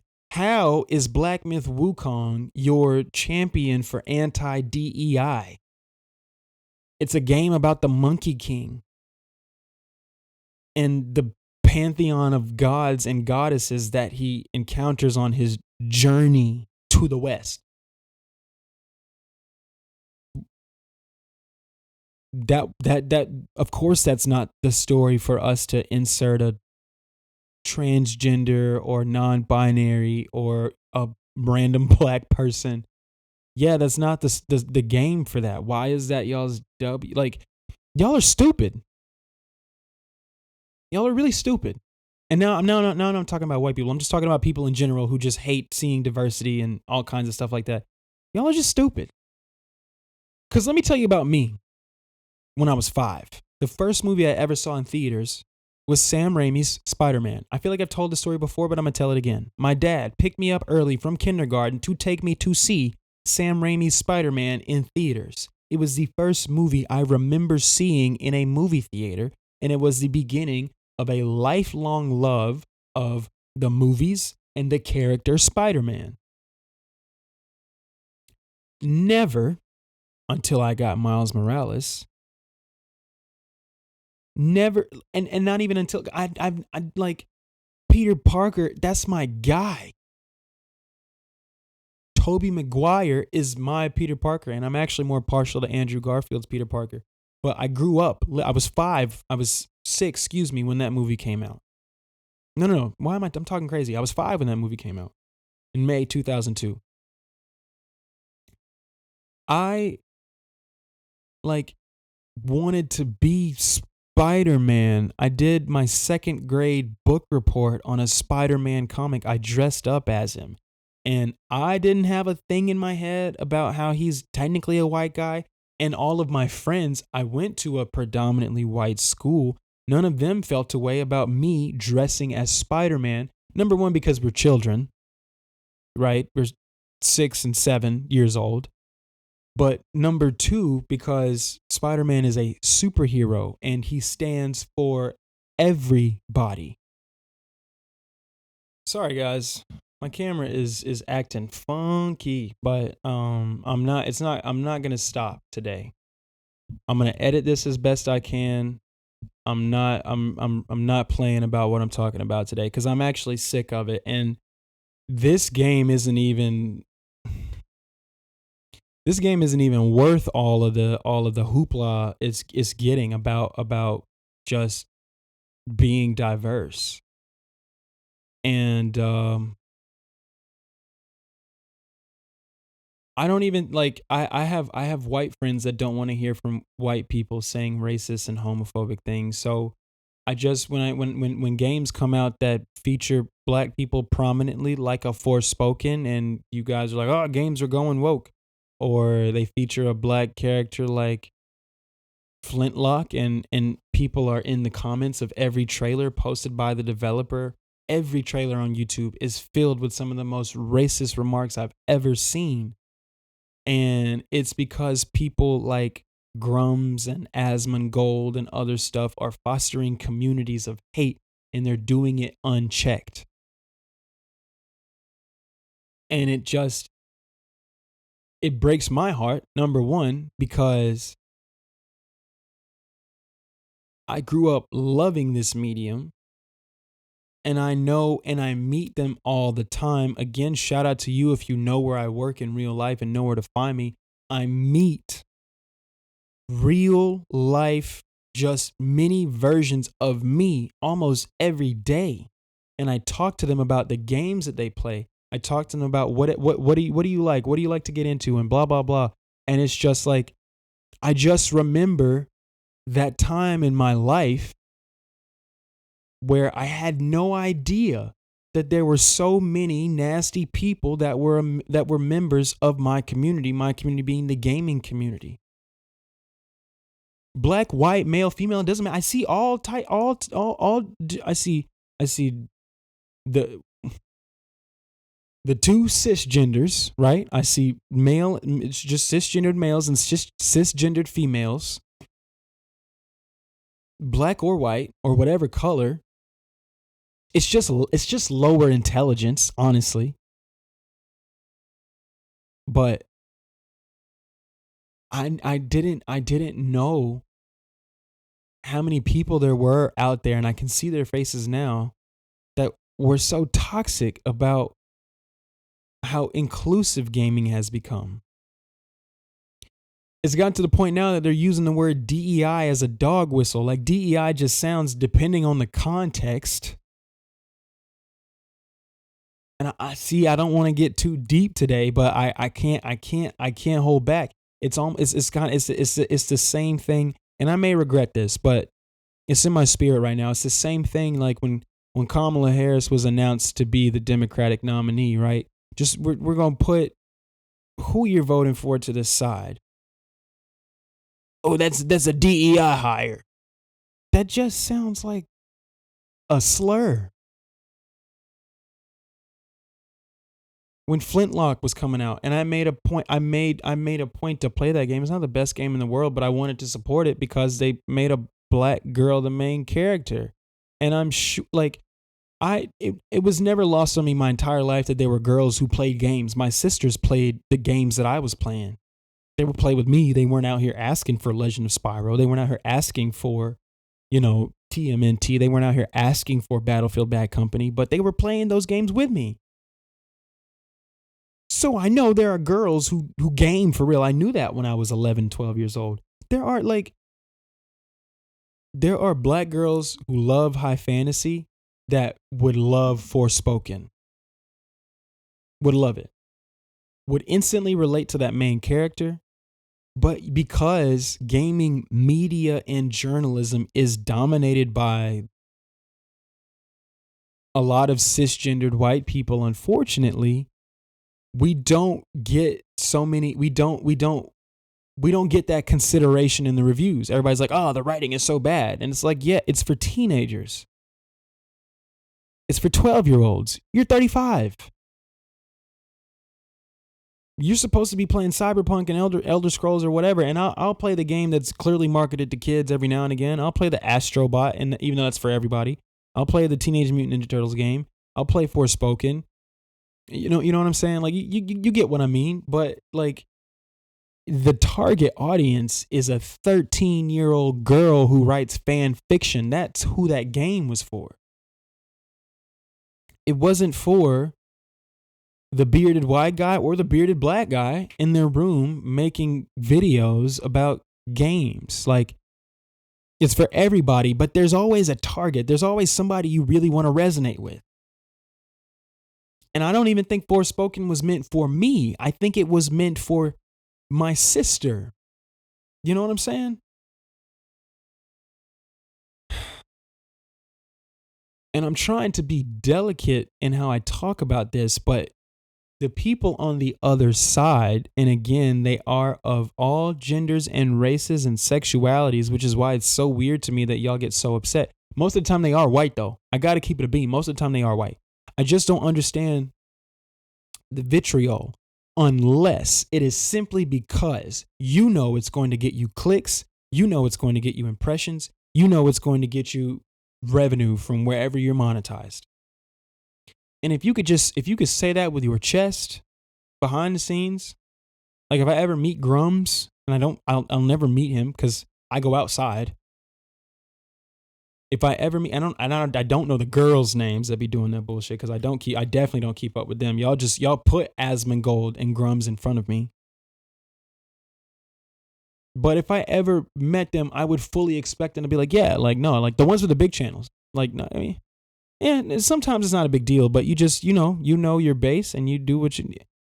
Like, I don't know. I wanted to define DEI though, because there has been a tremendous misunderstanding in what it is and why it's necessary. Somebody called out Mighty Keith. Mighty Keith is a black YouTuber on YouTube. He's a black gamer on YouTube. He's got a great channel, popular channel. He normally makes like reaction videos to certain releases. He kind of makes like how turn-based fans felt when Final Fantasy 16 dropped. Like he makes those type of videos. And like sometimes they're funny and sometimes they're not, but I am a subscriber, so I don't want to come across as a hater. And I follow him on Twitter because he has pretty good takes for the most part. But he recently made a tweet kind of saying, I'm not a fan of diversity for diversity's sake. Or DEI for DEI's sake, or whatever he said like that. You know, I'm not a fan of all of it, and blah, blah, blah, blah. And I feel like that's the safe answer that a lot of black people say when you're not trying to upset white people. But the reality is that just about all DEI is necessary. DEI for DEI's sake is absolutely necessary. And before I get into why, let me give you the definitions because that's really going to tell you why. So we know that DEI stands for diversity, equity, and inclusion. And me doing all this explaining was born out of someone who quote tweeted Mighty Keith and said, hey, he's making a good point, but he's glossing over a lot of the nuance of DEI. It actually is all absolutely necessary. And it's because of the definitions. And I am a student of just learning and understanding words and their meaning so that I can just use the right word with the right connotation at the right time. That's one of just my favorite things to do is understanding words. So diversity. What is the definition? And this is according to the Oxford Dictionary. Diversity is the state of being diverse. Variety. Simple, right? Variety. Equity. Equity is the quality of being fair and impartial. I'm going to read that again. Equity is the quality of being fair and impartial. Inclusion. And where's my phone? Because I want to find that definition of impartial first before I get to the next one. Let me find impartial, man. Let me find it. Hold on, y'all. Hold on. Google is up. I need to turn Face ID off of Google. Impartial. Treating all rivals or disputants equally, fair and just. So, unprejudiced, unbiased, neutral. Unprejudiced, I think, is a key synonym. So, the quality of being fair and unprejudiced. Inclusion. And this is the most important letter in the DEI acronym, in my opinion. Inclusion is the practice or policy of providing equal access to opportunities for people who otherwise might be excluded or marginalized. I'm going to read that one more time. The practice or policy of providing equal access to opportunities for people who otherwise might be excluded or marginalized. Ladies and gentlemen, you are looking at a member of a marginalized community, and I am not even the most marginalized within that community, right? Black Americans are a marginalized group of people. Black women have it even tougher. Black trans people have it even tougher. And that's just math and statistics. Statistics tells us that women and transgenders in the black community deal with way more violence, way more oppression, just way more discrimination than black men do. So again, you are looking and listening to a member of a marginalized community, and I am not even the most marginalized within that community. And so inclusion, let's remove practice. It is the policy of providing equal access to opportunities for people who otherwise might be excluded or marginalized. Marginalized is very important because I don't think, well, I know some people are trying to exclude people, but big corporations, Electronic Arts isn't trying to exclude people, but large corporations, especially those that were started by the majority, may overlook the necessity for bringing in people from marginalized communities. The members of the LGBT, people of color, women are going to be able to offer you different perspectives, different opinions, different skill sets than just hiring cisgendered straight white men, right? So shout out to the white homies, by the way. DEI kind of became popular in the wake of everything that was going on in 2020. 2020 was what kind of garnered a massive call out culture. We were calling out brands, people were calling out each other, calling out their bosses, their coworkers. We were putting all of the microaggressions and macroaggressions on Front Street and saying, this is that we have been dealing with for decades, centuries, depending on who you are, and we no longer want to deal with it. And if we're going to acknowledge that some of these other things that were big headlines in 2020 that I'm not going to speak on, if we're going to acknowledge that these things are issues, we have to acknowledge also that these major issues are born out of these micro ones. And if we don't fix these micro ones, we will continue to deal with these macro ones, right? So a lot of corporations make commitments to DEI. I was in a college town at the time when all that 2020 stuff was going on. Sororities and fraternities were making commitments to DEI because it's all about money at the end of the day. But corporations were doing it because they didn't want to be they didn't want to be in front of a barrel of a gun. They didn't want to be called out for anything. We don't want to be called out for mistreating the marginalized, whether they be gay, bisexual, black, Mexican, female, whatever. We don't want to be, we want to make sure we are doing this correctly. So a lot of companies, including the ones that like the companies that make the tools that the grifters use to get out their bullshit messages, those companies have made commitments to DEI. So you guys either need to stand on the shit you be talking about, i.e. just throw away your whole freaking PC or your MacBook, throw out your mics, throw away your monitors, throw away your games and your game systems. Because just about every corporation that makes things that we use on a day-to-day basis, they have all committed to DEI. They have all committed themselves to diversity, equity, and inclusion. And all that entails, it's not like affirmative action. It's not like saying, okay, we don't have enough black people in here. It's just saying, if I have a list of qualified people, right? It sounds like affirmative action, but it's not, because you still have to be qualified. You still have to be qualified. And what we find with a lot of marginalized people is that they end up having to be overqualified to be in the same room as the majority. So if you are a qualified marginalized person, you may be able to offer us a better perspective on this team of artists and creators that we're assembling. It might be better to hire you versus the person that we know can get hired just about anywhere else. It's on us to take the chance on you. That's what DEI is. I promise you, the member of the majority is going to be able to land. There's a place for him. There are game developers out there still to this day that still got that old 2000s, 1990s culture. They exist. And I don't mean that as a diss. But those places that some of y'all profess that y'all want to be at, that you want to be around, they exist. Go find them. Work harder. I just don't understand. I don't understand what you guys. And see, now let's bring it back to Dragon Age. BioWare has made some of the gayest games on Xbox 360 and Xbox One and now PlayStation 5. And I mean that respectfully. They have always been some of the most inclusive RPGs. Their character creator hasn't always been the best, and that's evident by Mass Effect.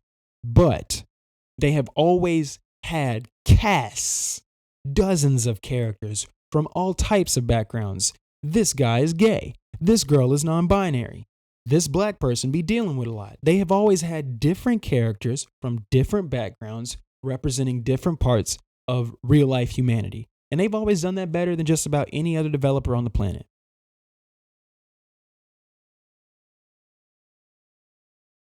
They've always done that. I just don't understand how you can be a real Dragon Age fan like some of y'all say y'all are and be mad at, oh my God, why is Tosh, who's a character I haven't even met yet, why is Tosh not binary? Why are they forcing their agenda down our throat? They don't even talk like that. I don't know why I'm doing the stereotypical Southern accent because that's not even how they sound. But why are they putting the agenda down our throat? It's not an agenda. But BioWare they've been on that like type of time and for as long as they've existed, and not in a disrespectful way. They've just always made sure to include the other, because this is gaming.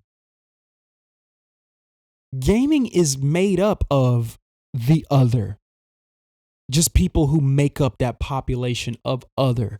The weirdos, respectfully, not weirdos in the derogatory sense like they say on the West Coast, but like people with weird quirks, people who collect stuffed animals in their 30s from their favorite IP, people who have Lego sets for all their favorite movies, people who are on the spectrum, people who aren't the best at communications, people who have speech and stuttering issues, people who might be gay, people who might be transgender, people who are homebodies and hermits, and all the stereotypes that has been lumped at our community for the entire time it's existed, right? We've been told that gaming is full of all of the other.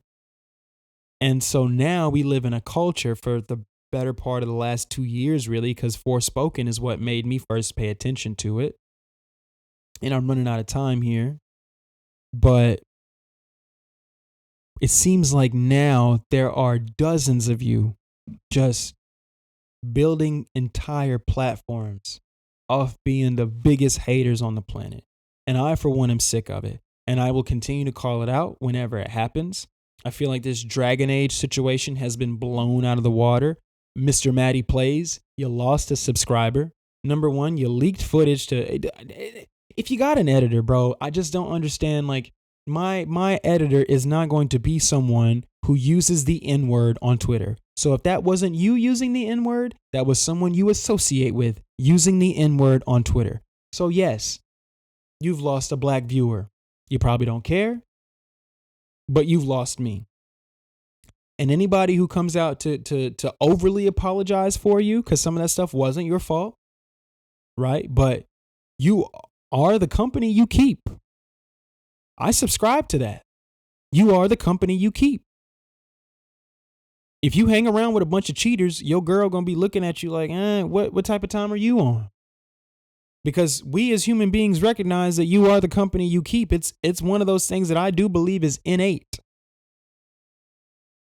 You might not use the N-word, but you might think some of them racist jokes is funny. That's enough for me to say, forget you. I don't need to watch your content.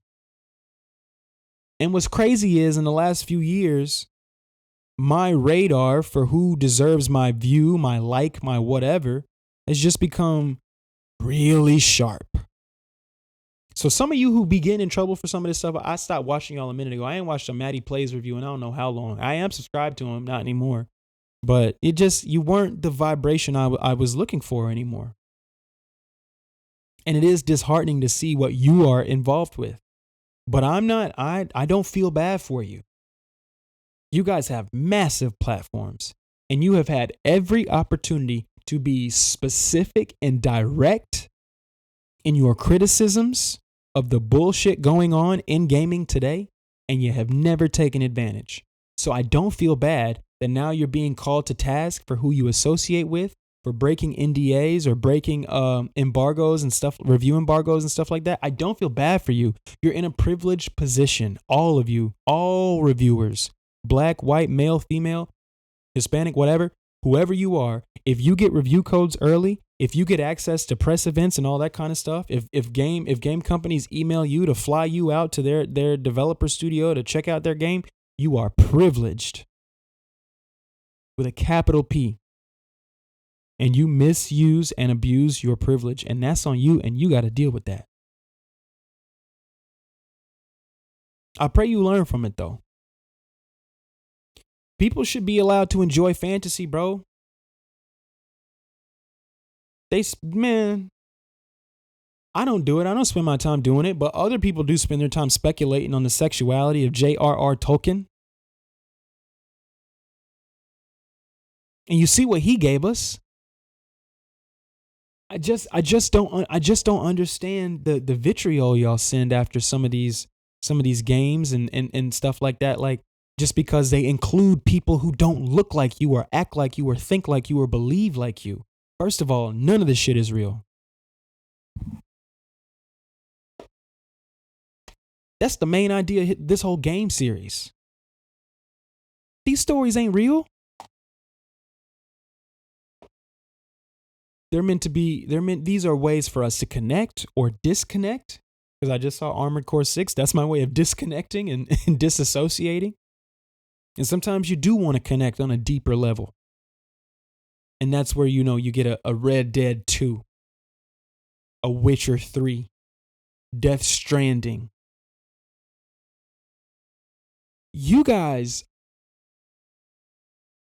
are so dedicated to being anti-woke that you just come across as anti-gamer to me. You're not for gaming. You don't care about how games used to be. If you want to criticize Dragon Age because some of the character designs aren't as like hardcore as they used to be, Mulligan or whatever her name is, she's not as sexy as she was in Dragon Age Origins. You know what I mean? They covered her up a little bit in this game. But I understand why. Because it's not women complaining they can't make super curvy characters in Dragon Age. It's grown-ass men. Balding men. Oh, yeah, you put in the transgender breast removal scars, but why can't I make a big titty, big booty? I'm sorry, female viewers. Why can't I make a big titty, big booty female mage? Well, bro, because that's kind of like, I get it. I get it. I get it. Go play Stellar Blade. I got it right there. Like, it's a time and place for that. And if the developers didn't want y'all, and y'all gonna mod anyway on PC. If the developers didn't want it to be that way on the game, then they didn't want it to be that way. Review the game for what it is. That shouldn't be a criticism. If I heard a woman here say that first, I'm like, okay, yeah. But then when I sit with myself, I'm like, that still don't really feel like a valid criticism though. It's just a game trying to be inclusive. You just make who you can. Make who you can. I'm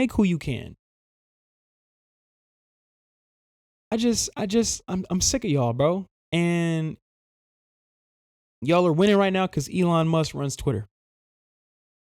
So he support all that BS. He support all the way y'all talk, the content y'all push. He supports it. The game crash is not happening because of DEI. The game crash is happening because of overspending. That's what's hurting these companies. Greed and overspending. Y'all have massive platforms. Y'all never send well wishes to developers when they get laid off. You never call out these executives at Microsoft and Sony and some of these developers, whenever the executives, the CEOs and stuff take home these massive bonuses and they just laid off 500 people, just laid off 2,000 people, just laid off 4,000 people. Y'all don't care about the community at large. Y'all are pushing a rhetoric of hate and making money off of it. And that's all you care about is the money you get month to month from YouTube, Twitter, Twitch, wherever y'all be. Kick. That's all y'all care about. You don't dictate whether or not I buy a game. You don't dictate whether or not I enjoy it. And I wasn't able to get into the consultancy aspect of it, but I will in another episode. But I'm telling y'all right now, the consultants that these game developers are hiring are not the ones deciding whether or not to put black people or gay people or whatever in these games. They already decided to do that. They hired the consultants to help them figure out how to do it justice after they make that choice. Sweet Baby is not coming in and saying, yo, they gotta make the main character a black girl or we're not gonna help you. That's not what's happening. Y'all are idiots. And unfortunately, I come on my platform. Other people have to come on their platforms and correct y'all because there are kids watching at the end of the day. And that's all it's about is the kids. The kids need to be able to buy whatever games they want to and whatever games their parents say they can play and just enjoy them and not have to worry about a message of hate and bigotry being pushed on them in a coded way that they're not yet old enough to understand, but are being programmed to think a certain kind of way that when they grow up and get a little older, their beliefs and all that kind of stuff are going to align with a lesser way of thinking, with a lesser way of living. I don't want that for my children. I don't want that for anybody's children. I don't have children, and I don't want that for them. I am committed to making sure that everybody that I encounter, especially when it comes to games, gets the opportunity to play what they want to play. And I think the game should just be as accessible as they possibly can. DEI is the reason why games become more and more accessible to the deaf and hard of hearing, to those who are colorblind and stuff like that, to those who have physical disabilities and need a PlayStation Access controller to play their game. That's a product of DEI.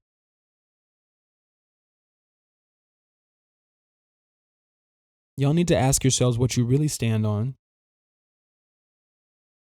Y'all need to ask yourself if this is something you want to continue to stand on, because I don't think you're going to win in the end. The journalists, I be sounding racist sometimes because I listen to like a lot of I do this because there aren't a lot of black people to listen to, and a lot of my favorite commentators and podcasters and stuff are white, and a lot of those white guys talk about this is the culture wars. I don't know shit about no culture wars, but you people who peddle bigotry and hate are going to be on the losing end of it at the very end of it all. I promise you. You're not going to see a crash like you think you are, where EA and Ubisoft are suddenly begging to be in y'all's good graces so they can sell copies again. Folks just don't have money to buy every single game that comes out. So these games really got to demand their attention. And the developers know that, but unfortunately, they're spending way more than they have to because they're doing everything they can to get your attention. They're spending way more and still making sure that their executives get these crazy bonuses at the end of the day. So you got overworked and underpaid developers. If y'all were really committed to gaming as an art and as a medium, that's the stuff that y'all would call out. You would want video games to be as inclusive as they possibly can. And every time I see one of y'all tweet and y'all write y'all little essays, I'll be blocking y'all too. But you write your essays because you paid for the blue check so you can write. Twitter used to be 140 characters, bro. That's the worst shit that ever happened to that website. And y'all be trying to over-explain yourselves like, we want diversity, blah, blah, blah, blah. And it's always the same type of person. It's the same type. And by type, I just mean in how they sound and the rhetoric. You aren't interested in games becoming more diverse. Listen though, if that's the hill that y'all want to die on, if bigotry is the hill that you want to die on, feel free. Be my guest. Mine and the next generation is filled with people of all walks of life that just want to create. And they want to create something new. And the desire the burning desire to create something new, that's gonna always be stronger. That's gonna always be stronger than a spirit of bigotry and hate. The spirit of creation outlasts the spirit of hate. Right? People still play Mario versus the original Mario and Donkey Kong, because there was a purity in that creation.